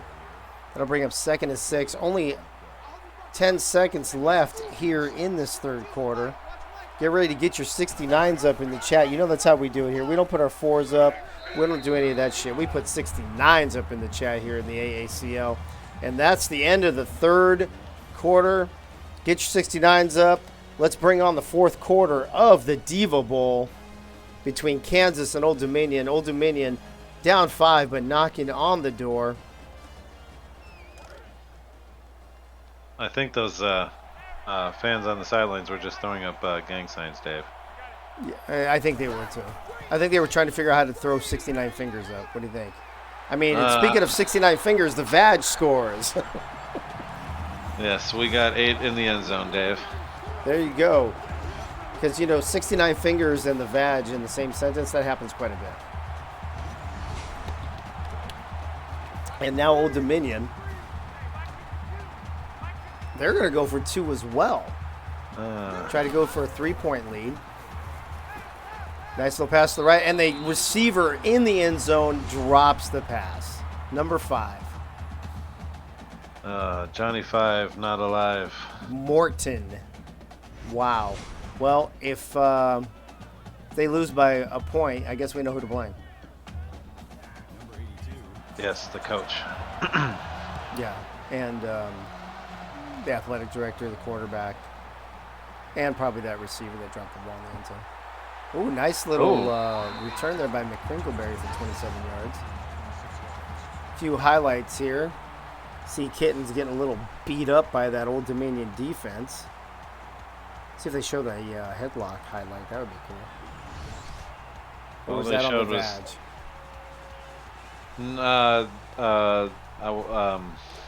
Yeah. I think it was the Vag. I believe it was. Either way, Kansas in good shape. Only down a point. Plenty of time. Plenty of timeouts. Ooh, nice pass to the sideline. Bismo Funyuns with a 6-yard reception on the sideline. Little dangerous pass there, Mike. I thought that could have been deflected or intercepted. Yeah, but he fitted in that tight window. And that's what Kittens likes to do, is fit it in that tight window. This time he goes to the right. Nice pass. Bismo Funyuns again, 11-yard reception and a first down. Bismo Funyuns finally showing up in this game with only a few minutes left to play. Yeah, I mean, who doesn't like Funyuns, Dave? I don't know. I heard that All That in a Bag of Chips likes Funyuns. Yeah, I believe that was what they displayed on their first episode. I believe so. This time it's Major Kitson. Oh, he just can't keep his balance, and he only gets a 1-yard gain. But he does have 69 yards, so let's make a note of that. 69 yards rushing for the Pussy. Oh, I forgot to play again. Well, he's not we never said he was the brightest guy. Oh, there we go. Nice pass over the middle, though. Skittles again, 14-yard reception. Evans to Murgatroyd. Is this where the you want to slow things down, you think? Or does it matter with still 4 minutes left to play? There's a lot of time left. Just score, see what happens with Old Dominion, and then you take your time. Oh, and this time he's just going to get bum rushed by several of the Old Dominion Monarch defenders for a 2-yard loss. He had nowhere to go on that one. Yeah, Old Dominion is really getting to him tonight. I don't know if the offensive line is letting this happen on purpose, or if it's just that Major Kittens doesn't see them. That would be interesting to find out. Oh, he tries to keep it again. I don't understand why he doesn't take more time back there in the pocket. It's like he panics. This time he panicked his way. That's the kind of play that isn't going to cut it in the pros, Dave. It's definitely not. 3rd and 9. Probably in 4-down territory here, Mike. Oh! So it's 4th and 8, but let's see where they're at. I think it's too... Yeah, you can't punt or kick field goal here. I think you got to go for it. Well, you could kick a field goal. It's just how much do you trust your kicker? Oh, and there you go. See, there you go. Throw a deep interception. It's kind of like a punt. And a punt return out to the 29-yard line. Maybe that was their plan all along. There you go. I would have gone for the 51 or 53-yard field goal attempt, but that's just me. Not sure who the Kansas place kicker is, if he's a accuracy kicker or a power kicker, but regardless, Old Dominion now with the ball, a 1-point lead, under 3 minutes to play, and they're running the ball like they should do, running that clock. It's running that clock, yep. There you go. Well, it is the Vag. Yes. From the shotgun, the Vag taking his time, running the clock.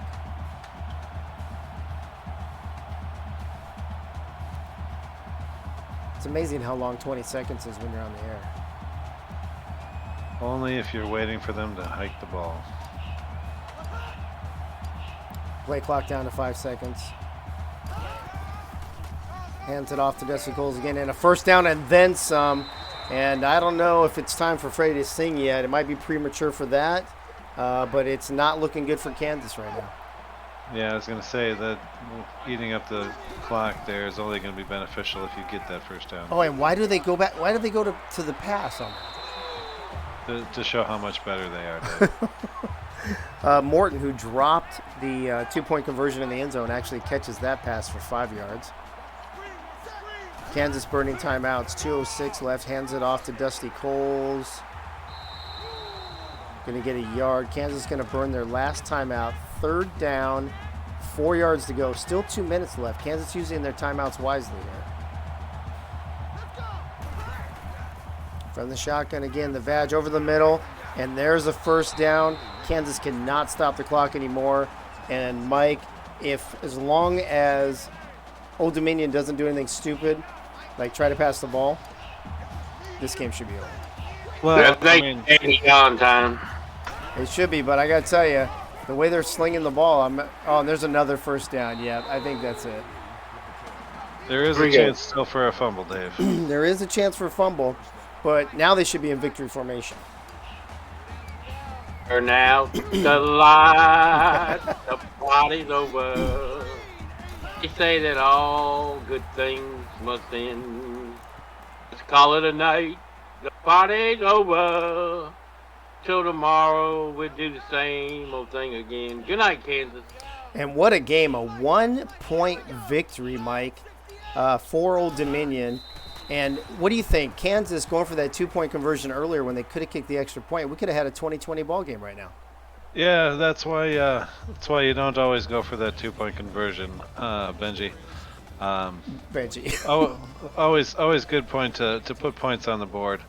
And I'm kind of curious. I was unaware of the full length of the season, but apparently Kansas lost 100 straight to get to this point. Yeah, they're the only team that played 100 games. Gotcha. Yeah, and he must be counting all his sims. It's the only thing I can think of. Well, folks, that wraps up the Diva Bowl, and what a great game! What a close game! 20-19, two-point conversions tried, one from each team. Both failed. The critical one being by Kansas that could have made this a 20-20 game here at the end. But Old Dominion decides they're going to just walk out of here with a 1-point lead and a 1-point victory instead. Mike, what are your final thoughts here on the Diva Bowl? It was a exciting back and forth match here. Both teams putting points on the board, but in the end, Old Dominion was 1 point better. They were 1 point better. And that's not a lot better, but it's enough to win, and it's enough to take home the Diva Bowl trophy. As you see, Kansas with more first downs and more passing yards. Rushing yards go to Old Dominion. Kansas with the 2 key turnovers. Time of possession almost identical. And your players of the game. You got the Vag, of course, 3 total touchdowns, 152 yards passing, 71 on the ground. Major Kittens, 242 yards passing, 72 on the ground. Great play by both quarterbacks. And on the defensive side of the ball, Jeremy Weber, 6 tackles and 2 picks for Old Dominion. And Fartel Drinklot, the left end, 2 tackles, a tackle for loss, and a sack. Mike, first of all, thank you for doing this game with me. I appreciate it. But do you think, I do like a close game. 20-19 isn't a lot of points. But do you feel as a spectator to the 2 teams that came closest to making the playoffs that didn't make it, do you feel satisfied in the level of play you got tonight? Well, there was some letdown by Kansas with some of their play, but I think in the end, a 1 point difference in the game definitely made it much more dramatic, much more exciting to see as it went down to the end. I don't think anybody left in the third quarter thinking the game was already over. No, I agree with that. I do feel bad for Kansas going for that 2-point conversion when that definitely could have put the game into overtime. But those are the decisions you make. Those are the decisions you live with. Kansas will end up this season 6-5, still above 500. Old Dominion moving on to 8-3. And Mike, any last thoughts on this game, the game before, the entire night, the bowl season, anything like that? There's been a lot of exciting bowls, but I think this one was probably the most exciting bowl game so far. And that's only because you and I were on the call, Dave. You know what? I can't argue with rationale like that, to be honest with you. Let me see. Let me check the chat real quick. 6-1, lost the last 4. Hindsight is 20/20. Crazy Canuck. They say hindsight is 20/20. In this case, 19/20. Hey, yo, Crazy Canuck. That's a good one. That might be the quote of the night. Mike All, thanks for being on the call with me on this game. I don't know if you have any more games to call here in the next couple nights, but if not, thanks for hanging out this season. Appreciate you being here, bro. And good luck over there with all the changes going on with Marshall. Thanks, Dave. It's been a lot of fun. You got it, brother. Thank you, man. All right, folks, that wraps up the second of 3 bowl games that we have going on tonight. Let me pull up the first one. The first game tonight was the SSF Bowl. And that was Eagles Syracuse team playing against Frank's Louisiana Tech team. 2 SSF coaches, and one of them is the SSF commissioner. It was all Louisiana Tech, 35-17. That game wasn't even close. In beautiful, sunny San Diego. And then in the game you just watched, the Diva Bowl, the two teams that were closest to making the playoffs, that just fell short, played each other at the beautiful Southern California, Pasadena Rose Bowl, and Old Dominion sneaks out with a 20-19 victory. Freddie, are you in the house still? Are you around? Did Freddie leave? Yeah, I'm here.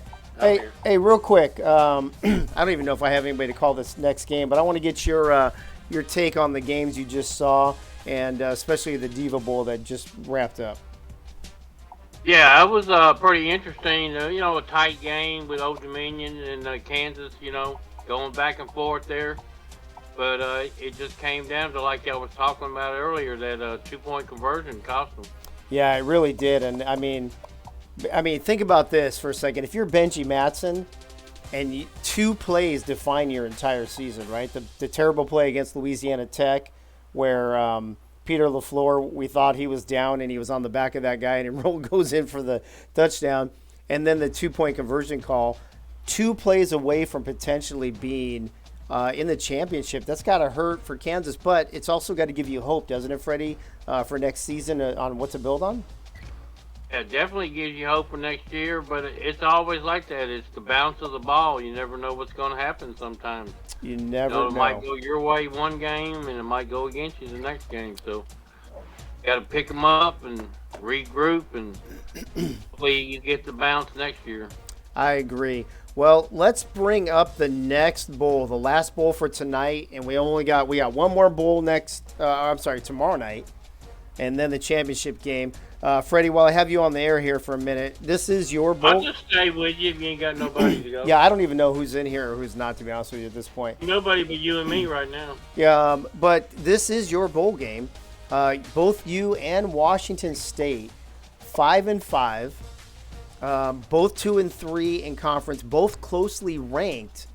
So how do you feel about this game going against a Washington State team that had a great offense at the beginning of the season and has kind of faltered late in the season? Well, like I said, we've had kind of a 500 season. We've had some real tight games. I mean, we could easily be 7-3 or 8-2 if the ball would have bounced our way a couple of times. Yeah, it's something to work on for next year. And Washington State, like you said, they started off strong. They've kind of fluttered a little bit, and hopefully they keep fluttering this game. Yeah, well, they did. They fluttered down the stretch, but they did have a big victory over Wyoming, who is in the championship game tomorrow night in their last regular season game. So they've got something to build on here going into the Turn Out the Lights, the Party's Over Bowl here in San Antonio, Texas at the Alamo Dome. So let's head out to the Alamo Dome right now and see 13th ranked Memphis and 11th ranked Washington State take the field. Oh, maybe not. We ain't got to worry about the weather. Don't have to worry about the weather. So we shouldn't have a lot of drop passes, hopefully. You would think. Let's see if Cliff Allen shows up to watch his own game. Crazy Canuck with the quote of the night. Potentially the quote of the entire bowl season. Love that hindsight. Here we are, folks, at the Alamo Dome. This is the Turn Out the Lights, the Party's Over Bowl, played at the Alamo Bowl here in San Antonio, Texas. This should be a good one. 2 closely ranked teams with identical records. And it looks like Memphis is going to receive the ball to begin. And here we go. We are live in San Antonio, Texas at the Alamo Bowl. And it looks like Flash Freddy will bring it out to about the 27-yard line. Not a bad return. Hopefully we represent the Bootleggers division here tonight. And they're in the Wayward West, ain't they? Yeah, I got to get all that stuff up here on the board here real quick. Let me see here. Wayward West is Washington State, and you are part of that Bootleggers, right? Yeah, the best one. You mean the second best one? I gotta. Oh, no. It could be the best one if Georgia State wins Yeah, the championship. we'll see. It might come down. It might actually come down to that. I don't know if it will for sure, but best divisional record may come down to the championship game. You never know. The Wayward division and the Bootleggers division have been kind of going back and forth all season long, so it'll be very interesting. Let's see. Pass off Flash Freddy with a 9-yard reception off to the sideline. Crazy Canuck here saying, my brain is like infinite monkeys on infinite typewriters. One day they may come up with gold, but it produces a lot of crap. Hey, you know what they say. It's like sales, baby, right? You got to talk to 100 people to get 10 commitments to make one sale. That's what happens. Stonefly rush around the outside, round the outside, round the outside for a 19-yard gain. And, Freddie, glad to see your team mixing it up a little bit already, passing and rushing. And we're coming out. We had a pretty good couple weeks of practice before our bowl game, so hopefully we stay sharp. That's good. That time, though, it almost gets picked off. That was a dangerous pass. I guess I better get this booth thing set up, too. I don't know what I'm doing here tonight. This is what happens, Freddie, when I got too much to do, man. Oh, I heard that, man. My work's been busy, man. It's just been crazy. Let me put your name in here real quick. Oh, nice pass over the middle. The Smoky Joe. 11-yard reception and another Tiger first down. Let me get this up on the screen here. And we should be good to go. Boom. Axis and Freddie. What's up, folks? Hand off to Stonefly rush up the middle. Only a 2-yard gain. Let me see who's in the chat. Looks like Crazy Canuck, Benji, David Leathers, Packer Fred. Let's see who else is here. Bob Funk, Commander Root, Dave Axis, Gunny, Kaylee, Lanaray, Orthodox, Packer Fred, all these people that never talk, and I don't know who they are, if they're even real people, but thanks for giving us views, regardless, I guess. Tiger Tom with a 11-yard reception. First and goal for Memphis already. And This is drive here. This is, now we get travel, that yeah. Freaking traveling. I guess you got LeBron James on your offensive line, or what? It must be. Must be that Howard guy from Michigan. Oh, yeah, they're throwing punches and shit. Yeah. Oh, shit. All right. Hands it off to that. Is that the fullback or back? Oh, Willie Luke. That must be the backup halfback. Haven't called his name, I don't think, hardly all season. But he gets a 7-yard rush. One other time, I think, maybe. That's about it. Trammell from the... Little bit. Oh, dangerous pass. Moondoggy put it into some traffic. 3rd and goal now, and I hate to see Memphis have to settle for a field goal after such a great drive, but 3rd and goal. Get back in that option that we've been. There we go. There it is. Around the outside, number 3, Adam Watt with a 3-yard touchdown, and the Tigers are on the board. Nice, nifty little play there, Freddie. Yeah, that was a good play around the outside. Yep. Nice. 3-yard. Broke that one tackle. 3-yard touchdown for number 3, Adam Lott. The extra point is up. The extra point is good. Tigers up 7-0 here early in the game, folks. See what our defense can do here now. Let's see what happens. Washington State, a couple yards deep in their own end zone, bring it out to about the 25-yard line. Warren Moon with a 25-yard return. And let's see if the Cougars can respond to the Tigers' first drive. They're going to go single back, tight end in motion, under center. Long snap count. Nice little pass over to the tight end, J.D. Butler, for a 5-yard reception. Good, nice little play to get the jitters out. They're going to go hurry Camp up. them in front of us.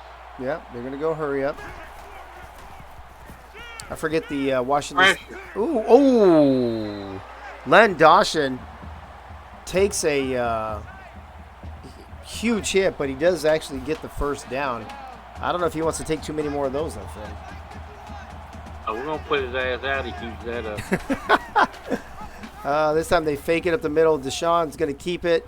Ooh, nice little move. Gets around the outside for a 16-yard rush. And Deshaun now putting on a little clinic 2 rushes for 21 yards here early on this drive. Yeah, we got a bounty on that quarterback there. This time he fakes the handoff again, gets caught in the backfield, but he breaks a tackle, gets around the outside for another 7 yards. And this Memphis defense better get an answer for this quarterback here real quick. We need to tackle better. God damn it. What the fuck's going on out here? Oh, this time he does hand it off. Is that Tax the Rich? It is his first carry for a 10-yard gain.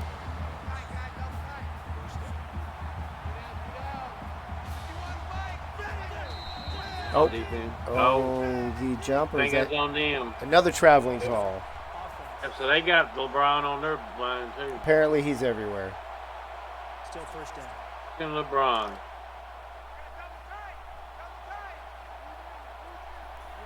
Washington State now coming up to the line. Deshaun under center. Hands it off to Jack Marius, and he's going to go nowhere. He's going to get 2 yards, but I was surprised he even got that much, Freddie. So he got hit, but I thought he was fixing to recover and get a couple more yards, but he kind of stumbled. Deshaun this time drops back. Looking off to the right side. He had a receiver open, but it overthrew him. That's only his second pass of the game. He's 1 for 2 for 5 yards. That one completion coming on the very first play for Washington State. From the shotgun, empty backfield. This time he does hit, number 18, who gives a get the fuck off me move on number 13, Chris Brown. A 20-yard reception and a huge stiff arm. And Another missed tackle by the fucking Tigers. Fucking Tigers. Washington State now in the red zone inside the 15-yard line. Pitch off to the right to number 8, Ben Freund, for 5 yards. That'll bring up 2nd and 5. Heavy backfield. Faked the, I don't know if that was a broken play or if he faked it. And John Lake with a 7-yard reception and a first down. Cougars now 1st and goal. It was a pretty good play, whatever it was. It did. It worked pretty well. It is all faked out. This time fakes the handoff. Man wide open. Greg Turner off to the left side for a 2-yard touchdown. And the Cougars are now on the board. Great response to Memphis's first drive. So we have 2 drives in the game so far, and we have 2 touchdowns. This could end up being a barn burner, Freddie. It'll be a shootout, maybe. Could be. Could be.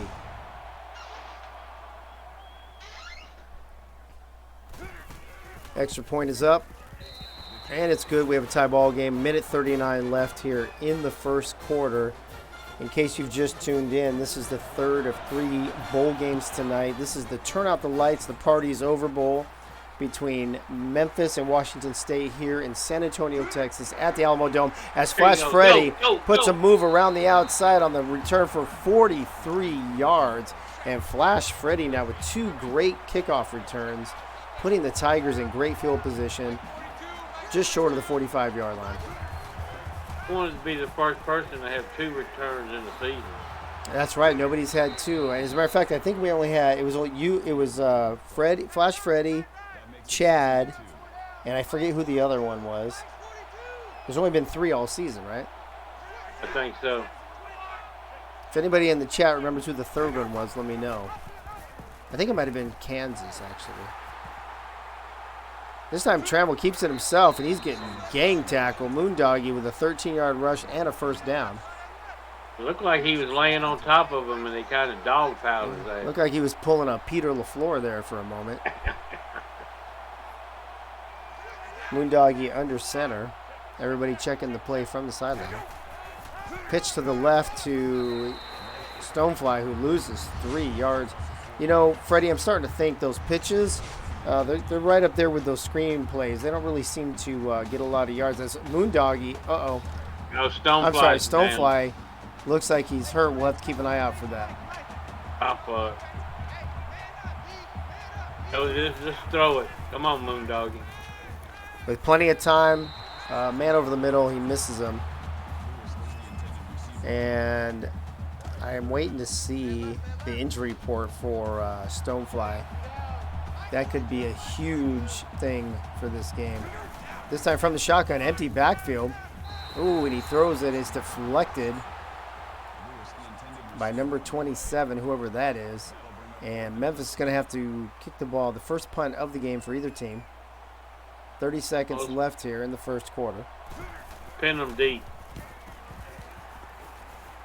Fair catch. He's going to let it go over his head. It goes into the end zone.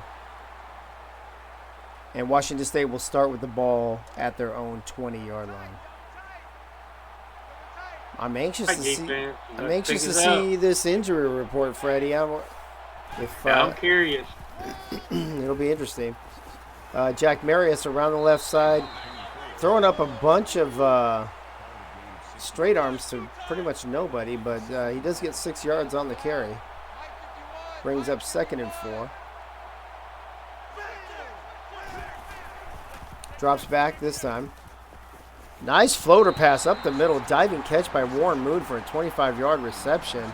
And that was actually a good-looking play. Great diving catch by Warren Moon. And that play action was caught all up in there. Number 80 in motion. They're going to give the handoff up the middle. Ooh, Jack Marius throws the guy off him saying, "Get the fuck off me." And he's down the left sideline. And what a run for Jack Marius. And that's going to end the first quarter, folks. It's 7-7. And we've got a ball game. We're seeing lots of people get run over. And we're waiting on an injury report. We got a tie ball game. No. Jack Marius. There it is. Brewster. Right there. Out for the game. Unbelievable. No Stonefly rush tonight, folks. And here comes Jack Marius around the left side for 16 yards. Washington State running game looking pretty good. Jack Marius already 60 yards here at the very beginning of the second quarter.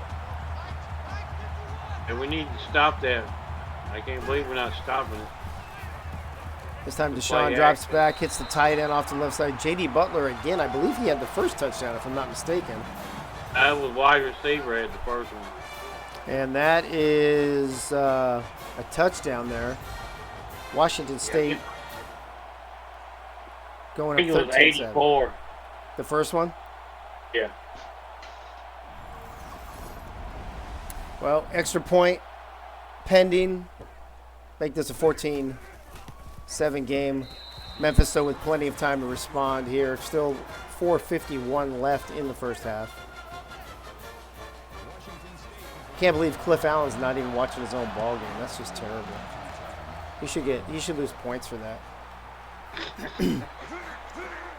Another great return by Flash Freddy, running over somebody. 22-yard return. Yeah, if you don't watch your own game, I think next season. Oh, now Flash Freddy's hurt. Oh, this is bad news. All my stars are going out. Guess Moondoggy be next. I think next season, if you don't watch your own game, I think you should lose 7 points in the game. What do you think? Yeah. A little pass to a fullback. I think that's a fullback. Clay McFadden for a 2-yard reception.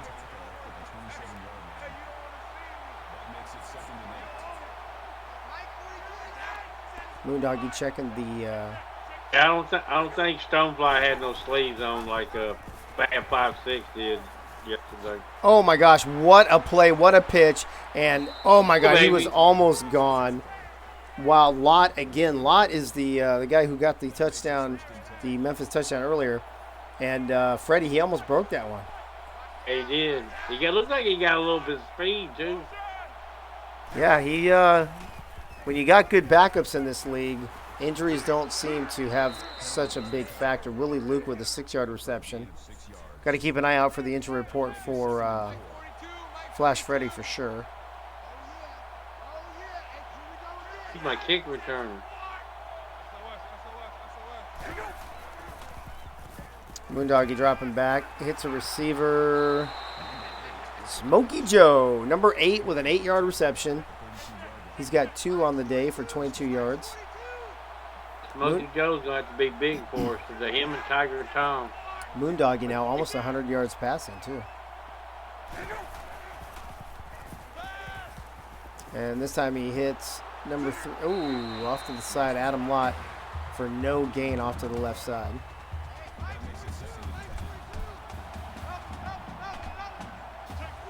Still 3.5 minutes left to play here in the first half, folks. Lots of time. Ooh, fakes the pitch. Pass over the middle to number 32, Willie Luke, for a 6-yard reception, and they're still fighting. What about a flag here, ref? Come on now. Dan, 10 yards out of bounds, and they're still trying to tackle him.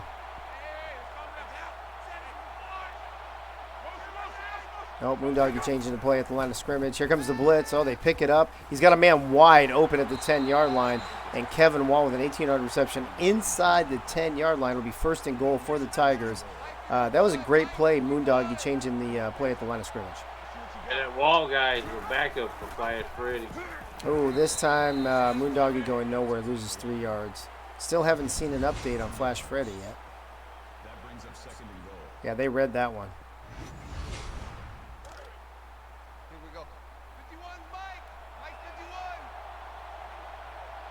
Moondoggy from the shotgun.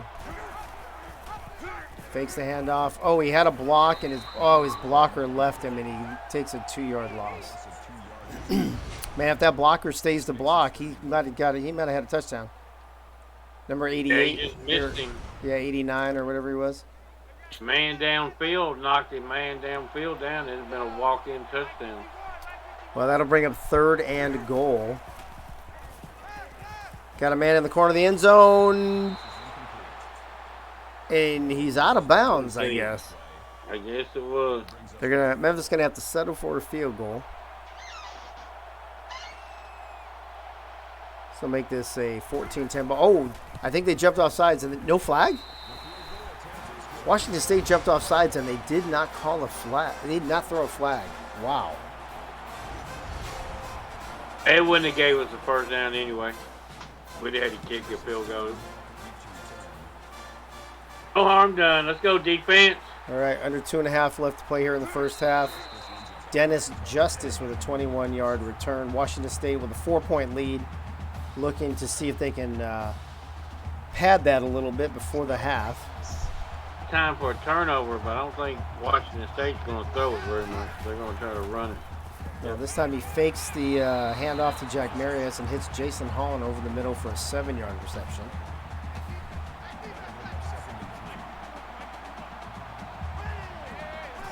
From the shotgun once again, Deshaun fakes the handoff, got a man wide open at the 40 and gets out to the 45. Jason Holland again, this time a 15-yard reception.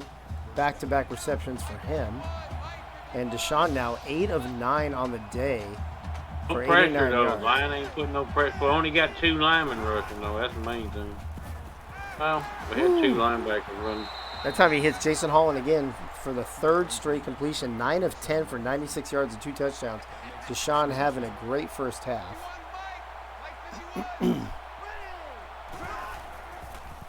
Deshaun drops back, surveying the field, and he hits a receiver, Warren Moon, on the sideline. A 16-yard reception, and the passing game for Washington State has really kicked up a notch.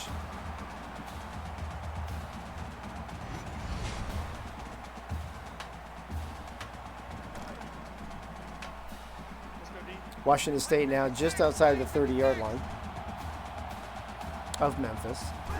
From the shotgun. Oh, he's got to get rid of it in a hurry with the blitz coming. And Memphis said, we've just had enough of him taking his time back there. And they put some pressure on him, made him throw the ball away. And Washington State, oh, hell yeah, be looking at a 2nd and 10. Once again from the shotgun. Stepping back. Oh, it's the screen pass. And this time, They caught us in the blitz. Wow. And Jack Marius runs over a guy and goes 31 yards for the touchdown.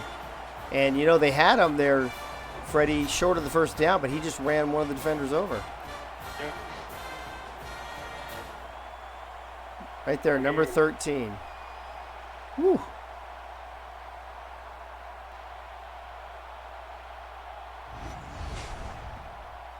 Yep, that ain't good.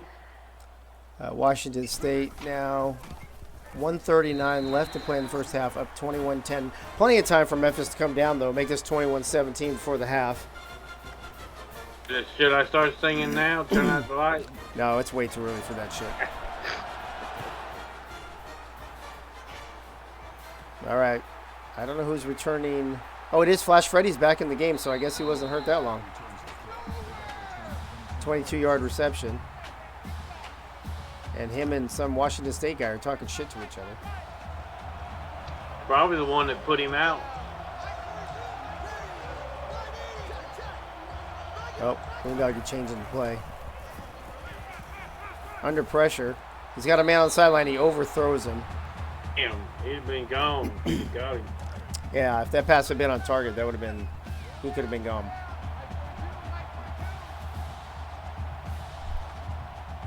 This time Moondoggie under center. Drops back. And he's under pressure. Get rid of it. Oh, Oh.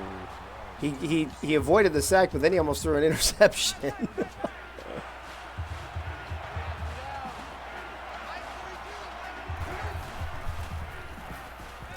Moondoggie. Oh, and this time Moondoggie does get under pressure. Gets hit as he throws, and that's going to bring up a very quick 3-and-out. Memphis now going to have to step their defense up. And we didn't even burn 10 seconds off. Yeah, don't want to get this out of let this get out of control. You're going to get a good return. Warren Moon only a 5-yard return there. Good coverage by the Tigers. There's Cliff Allen on the sideline. Maybe that's why he's not in the chat. Hey-o.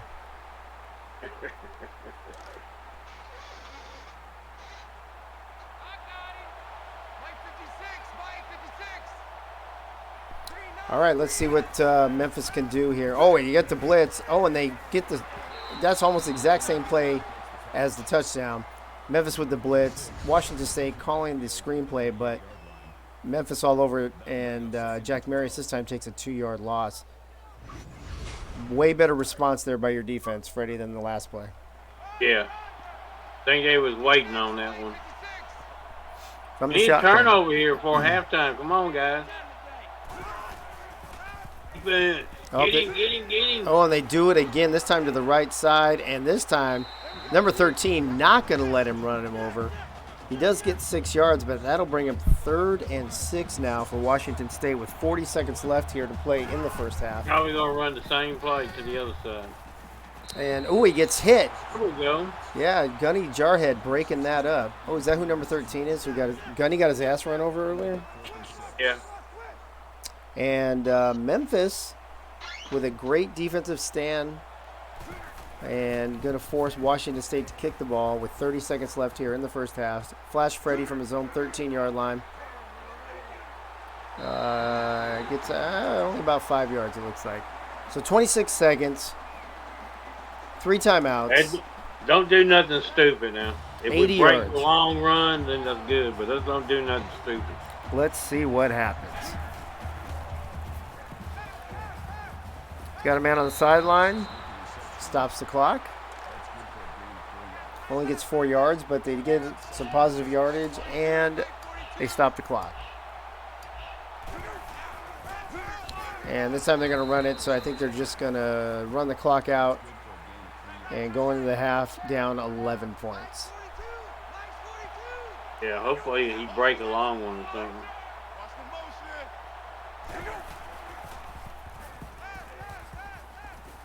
And hits Willie Luke for a 7-yard reception. 1 second left to play. I guess they burned the timeout. Yeah, we burned the timeout.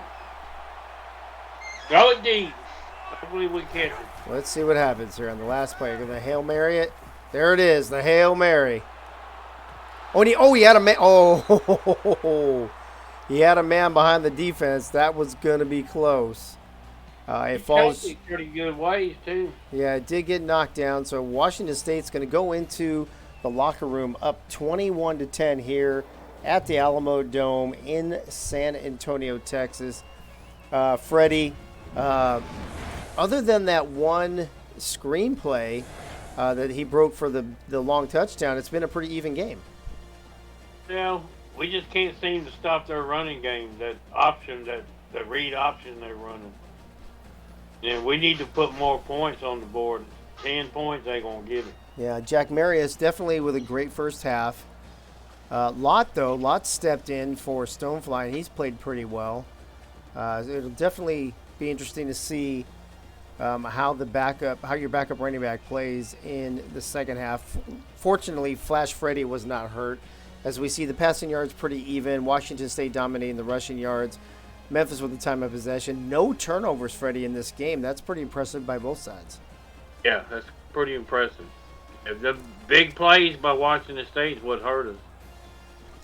It is, yeah. That 34-yard touchdown, whatever it was, that was kind of big. Yeah.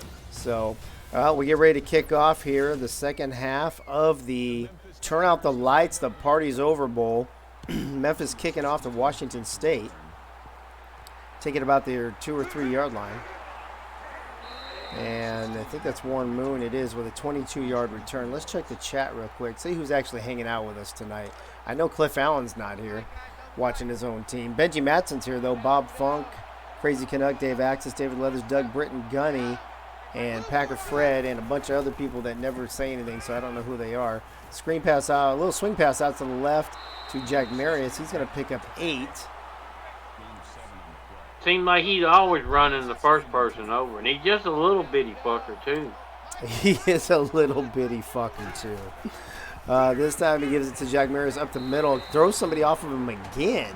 He's a tough little bastard, though. No, he's a little bitty son of a bitch. He's only got 6 carries for 65 yards, and he's got most of those on 1 carry. It's kind of, I feel like he's got more than that. He gets another 6 right there. Looks like he's starting to get a little tired, though. Well, you know what happens when you get tired in this game? You become more injury prone. From the shotgun, tight end in motion. Got great protection. Dang. Oh, and he hits the number 87 over the middle. Did he fumble? Oh, no, he was on top of him. No, he went down. He pulled the Peter LaFleur. Yeah, he pulled the fucking LaFleur. Fucking LaFleur. 1st and 10 now for Washington State. Cross midfield. Fake to Jack Marius. Deshaun going to keep it himself. Gets a good block, and he's down the sideline. And finally tackled after a 32-yard gain down the right side. Yeah, we can't stop that run read option, the motherfuckers. The line is he's just going for the fake every time. Well, they're inside the red zone, although that travel. LeBron James, the offensive lineman for Washington State, called for traveling once again. It's the only way we can push them back is when they travel. That'll bring up a 1st and 15 from their 19-yard line. Tight end in motion once again. Deshaun drops back. Ooh, he gets hit as he gets rid of it. But, wow. I don't know how Jason Holland caught that and then ran in for a touchdown. But I thought that ball was deflected or picked off for sure. Wow. That was crazy. That was crazy. And Washington Tigers, you're going to have to answer. Brady's going to be seeing turn out the lights for the 4th quarter. He will start. Washington State now up 28-10.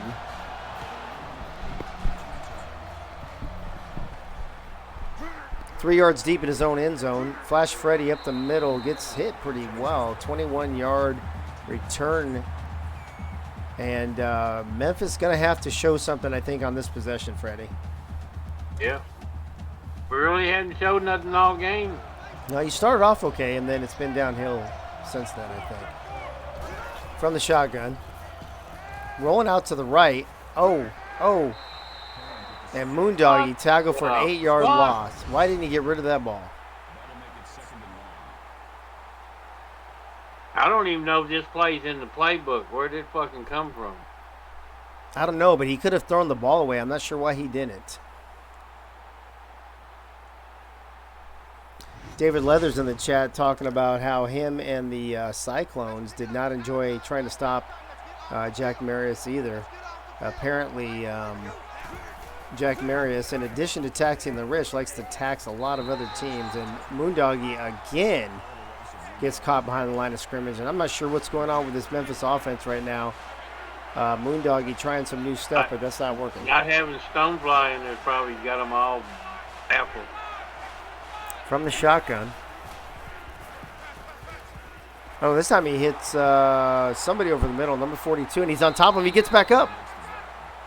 Clay McFadden with a 17-yard return, and they're going to be a little short. 4th and 2, and Memphis is going to have to give the ball back. That was a good tackle, though. He stuck his ass. Decent punt all the way back to the 35-yard line. And Warren Moon runs over one guy, gets tackled by the next, 14-yard return. And Washington State, Warren Moon looks like he may not be getting up. It was about time one of their motherfuckers went down. Washington State exactly at midfield. Come on, get a turnover here, guys. Let's go.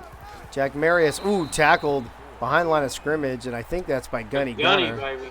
Nice. Fucking Gunny. Get his ass, Gunny.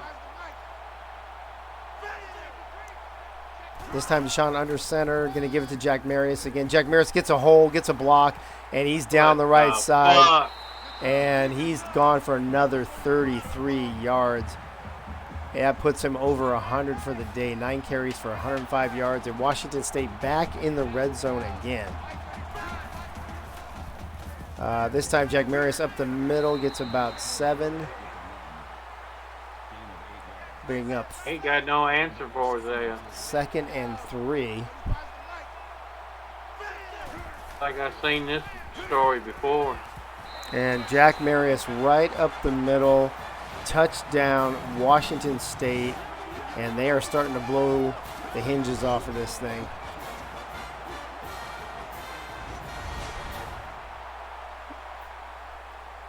Yeah, Gunny mentioned in the chat, Memphis 2 3-and-outs in the second half so far. Memphis really going to have to get their act together. There's plenty of time. There's a whole quarter and almost a half to play. It ain't plenty of time.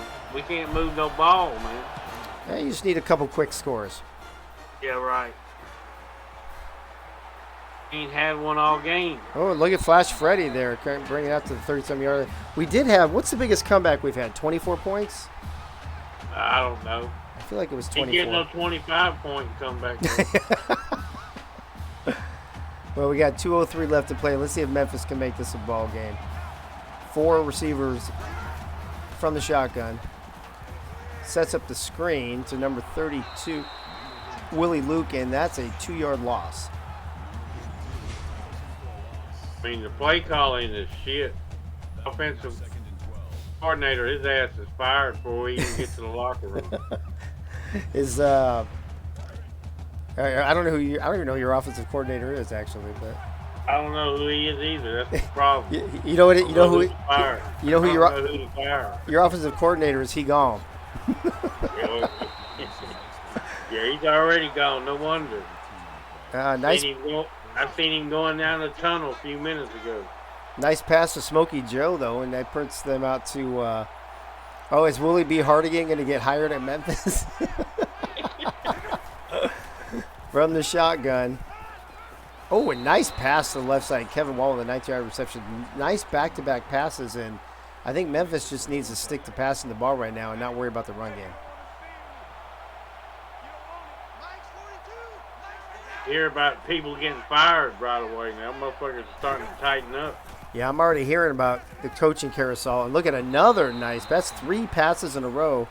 Joseph Lawson with a 19-yard reception. That's his 2nd of the day. This time they're going to center. They're going back to the run game now. Minute and a half left. Might as well. Going to try to cut the deficit in half. Kenneth Lewis, 4-yard rush. Might want to go hurry up.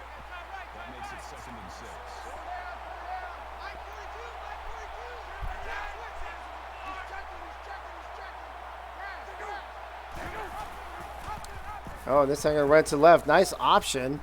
He runs over one man, drags another man, gets a 4-yard gain, but that'll bring up 3rd and 2. I'm just thinking, instead of running the ball twice, they could have passed it in the end zone and had a touchdown by now. Oh, we're going to run it. Oh, the pitches. He's got the first down at least. Kenneth Lewis, 3-yard rush. That'll bring up 1st and goal, but this little 1-2 yard stuff at a time, not going to be good for a comeback. Coming up on 30 seconds left here in the third quarter. And, yeah, this option by Memphis not working very well. Moondoggy takes a 3-yard loss. Just go back to throwing the ball, Memphis. Come on.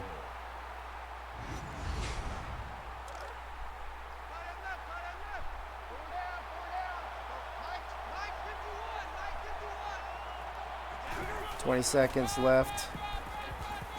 Ooh, Willie Luke with a 1-yard rush. Man, this is like the longest 5 yards I've ever seen in my life. Yeah, and we ain't going to score no touchdown. We're going to kick a field goal. He drops back to pass. Hey, there you go. Number 6, Maurice Pittman with the touchdown. And you guys could have done that like 2 minutes ago. He came back across the middle. Red jerseys around his ass. 10 plays, 64 yards, but it took him over 2 minutes. But now they've got 17 points. They just need another 18, and we got a tie ball game. That's all I'm saying. Well, it'd be nice if my defense could stop them, but my defense can't stop nobody. All right, folks, you know what that means. We're going to the fourth quarter. Put your 69s up in the chat. Let's see who's really actually in here watching and listening. Oh, and look at already going for the onside kick. David Leathers with the 69, Freddie with the 69. Let's see who else is supposed to be in here. Bob Funk, he must not be listening. Crazy Canuck must not be listening. Doug Britton, Gunny. Man, none of these people. Oh, there's Gunny and Crazy Canuck. All right, so watch. They go for the onside kick, which was smart. Oh, and they had the quarterback in the backfield, and instead he gets around the outside for a 22-yard rush. That might be it right there, Freddie, I think. It's just terrible tackling by Tigers. Terrible. They all packed it in anyway, I guess. They was already thinking about going home. What is Doug Britton? What's her? Her? What the fuck is that? Here. I don't know. Wait, 69 and I owe you one. Hey, or 68. Hey. Deshaun. Oh, and he's going to get sacked. Finally, the defense shows up. A 7-yard loss. Yeah, a little bit of that pressure coming at him. Oh, Jude Solstrom with the sack.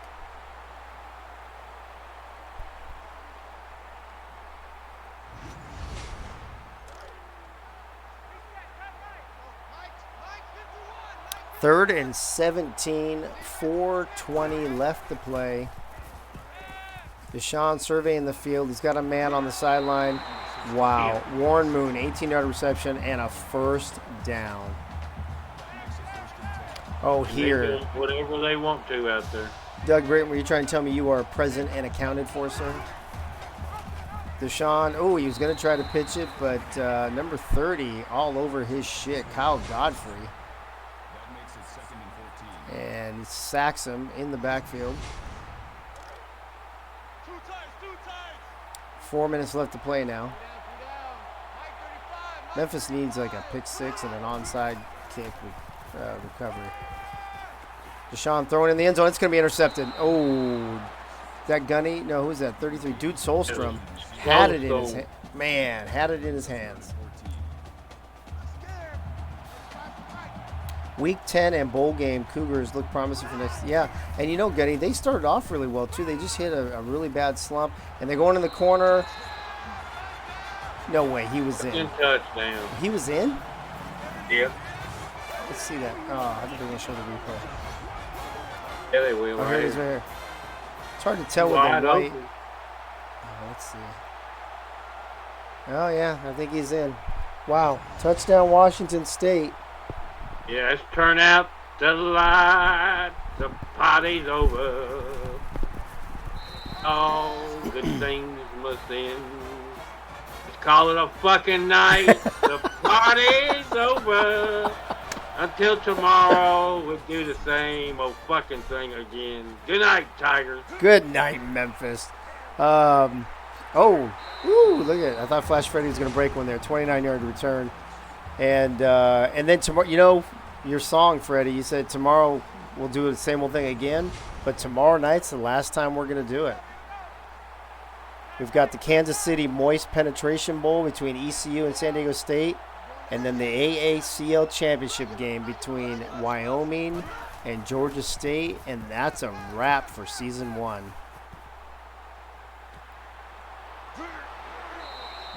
Tiger Tom with a 4-yard reception. Gotta throw it downfield, guys. Cougars all over the Tigers tonight. Jammy with 7 tackles.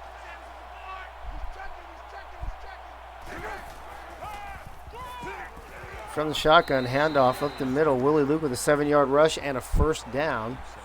Hopefully Memphis will go into hurry up. There you go, warp speed. Yeah, they're checking the play from the sideline. Oh, they're going long this time. Down the sideline. Ooh, nice. Kevin Wall, 24-yard reception and gets out of bounds to stop the clock. He's got 61. He's got 3 receptions for 61 yards. It has been a pretty crazy season, Dave Leathers. Imagine if I hadn't gotten sick, this would have been over a long time ago, too. Oh, traveling on the Tigers. Fucking LeBron. Still first down.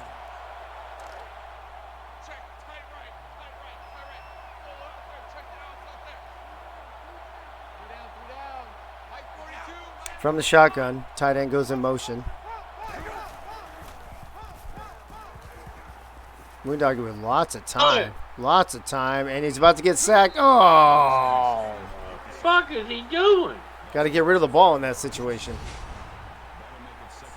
Motherfucker had it for 20 seconds. Wow. That is definitely a coverage sack. That Washington State secondary must have been covering the Memphis receivers pretty well. The receivers are probably exhausted from running. Oh, this time in.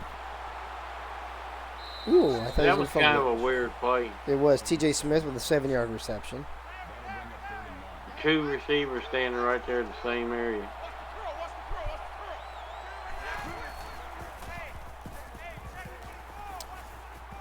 Good protection again. This time he throws it over Moondoggy now. 243 yards passing. Crazy. Oh, and they're going to... Dude, why are you guys punting? Just go for it. Fuck. At this Ain't point, got a chance. Not 4th and 16. Ain't yeah, no but way. at this point, what does it matter? Yeah. Well, tell that to the AI. Fucker! Fucking AI. Well, 20-yard line. Fucking AI. They'll probably score another touchdown in 2 minutes. No, I think you're going to get an interception here. Watch. They're going to break a long run. Watch. Jack Marius now with 126 yards, and he can't even stand the fuck up, apparently. Oh, he's standing the fuck up. You watch. He'll probably run right through it.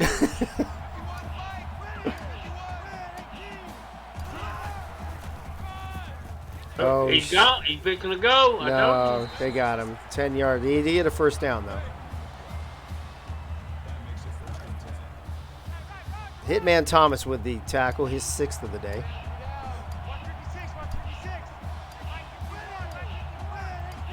Taxidermist. Oh, and there he is again, Jack Marius. 4 more yards. Under a minute to play now, folks. Well, it was a good game. He sucked as usual. And Cliff Allen missed the whole fucking thing. I'm surprised and we ain't as bad as Cincinnati sometimes. We should all we should all go in the chat and talk about how Memphis kicked Washington State's ass and see what he says. And that's your ball game, folks. Washington State 42, Memphis 17. It looked close early, but then it was all Washington State after the first quarter. As Len Deshawn, 5 touchdowns total, but Freddie, I got to say, I think the player of the game for me personally was Tax the Rich. Well, I don't know. 5 touchdowns usually get you player of the week. I might actually check the stats on this game just so I can compare those two. I haven't been doing stats the last couple, or this week, but I might check them on this just to see who had more yards and stuff, because he had 5 touchdowns? Really? I don't remember that. Yep. I think he had 3 throwing touchdowns and a couple running ones. Jack Marius, he must have had a lot of yards and just not got in the end zone, maybe. think he got 1 touchdown, or maybe 2. Yeah, we might check that real quick. I mean, and let's say a big Yeah, factor. they scored 6 touchdowns now. Yeah, a big factor in the game though too was Stonefly getting hurt early in the first quarter. That was a huge difference and a huge detriment for Memphis. What time is it? Oh, we're ahead of schedule too. This is good. All right, let's check. Let me see. Game stats. Let's go to player stats. Let me just check these real quick. So Deshaun had 218 yards. Oh, all of his touchdowns were passing. And look at Jack Maris had 145 yards, but only 1 touchdown. And Deshaun had 71 yards rushing too, so that was probably it. Let's see what happened over here. Oh, that's not what I want. I want this right. They shit happening over there. I want this right here. 243 yards, a touchdown, and no picks, though. Not a terrible day for Moondoggy. Yeah, but it wasn't good enough. He needed 5 touchdowns to match. Yeah, definitely. Deshaun 5 touchdowns. That's a big deal. He might be up for Player of the Week with those stats. Yeah, I agree. Yeah, David Leathers, a good point. Stonefly was missed. He absolutely was missed. As you can tell, Washington State 221 yards rushing, Memphis 243 passing. No turnovers in the game by either team, which was great. First downs were close. Time of possession, a couple minutes off. Players of the game, Len Deshaun. We talked about his 5 touchdowns. Moondoggy with his 243 yards and a touchdown. On the defensive side, Brian with a Y Heron, 5 tackles, a tackle for loss, and a sack. And Dude Solstrom, 2 tackles, a tackle for loss, and that great sack that we talked about when it happened. Folks, that wraps up night 3 of Bowl Week. Let's do just a very, very quick recap. I got to write down this final score. Hold on. 17-42. All right. In the very first game tonight, let me get this up for you guys. The SSF Bowl between 2 SSF coaches, one of them being the SSF commissioner. 19th ranked Syracuse got their butts kicked 35-17 by 16th ranked Louisiana Tech. Then the Diva Bowl, we expected a close game, excuse me, and we got a close game. Old Dominion squeaks out a 20-19 victory. And in the game you just saw right now, in the Turn Out the Lights, the Party's Over Bowl, 13th ranked Memphis and 11th ranked Washington State, the Cougars, 42-17 over the Tigers. Tomorrow night, 2 games, one at 9, one at 10. At 9 o'clock, we've got the Kansas City Moist Penetration Bowl between ECU and San Diego State.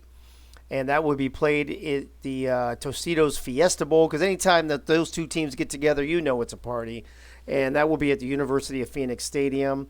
And then, of course, after that, wrapping up our very first season in the AACL will be the AACL championship game between the Wyoming Cowboys and the Georgia State Panthers at the Cotton Bowl, Cowboys Stadium in Dallas, Texas. I want to thank everybody for tuning in tonight. Thank you to all the broadcasters, of course, for broadcasting. Appreciate all of you guys. Let's check the chat real quick, see who's with us. I like to do this right before we go off air to see who's been willing to hang with us. I've seen Bob Funk's name on here all night, but I haven't seen him comment one time, so I don't know if he's really with us or not. Crazy Canuck still here. Dave Axis, David Leathers, Doug Britton, Gunny McGuire, Caxips, Lana Ray, Ortho Duck, Packer Fred, Commander Root. Did I say David Leathers and Crazy Canuck? And Gunny and Doug Britton, all you guys. Appreciate you guys. Thank you for tuning in to the All-American Coaching League, brought to you by Axis Sports. We'll see you tomorrow night for the season wrap-up. Tomorrow night, 9 p.m. Eastern, right here on this Twitch channel. 2 games, and then we're done. So have a great night. We'll see you tomorrow night right here on this Twitch channel, 9 p.m. Eastern. Have a good night. And what do I always say? Good night now.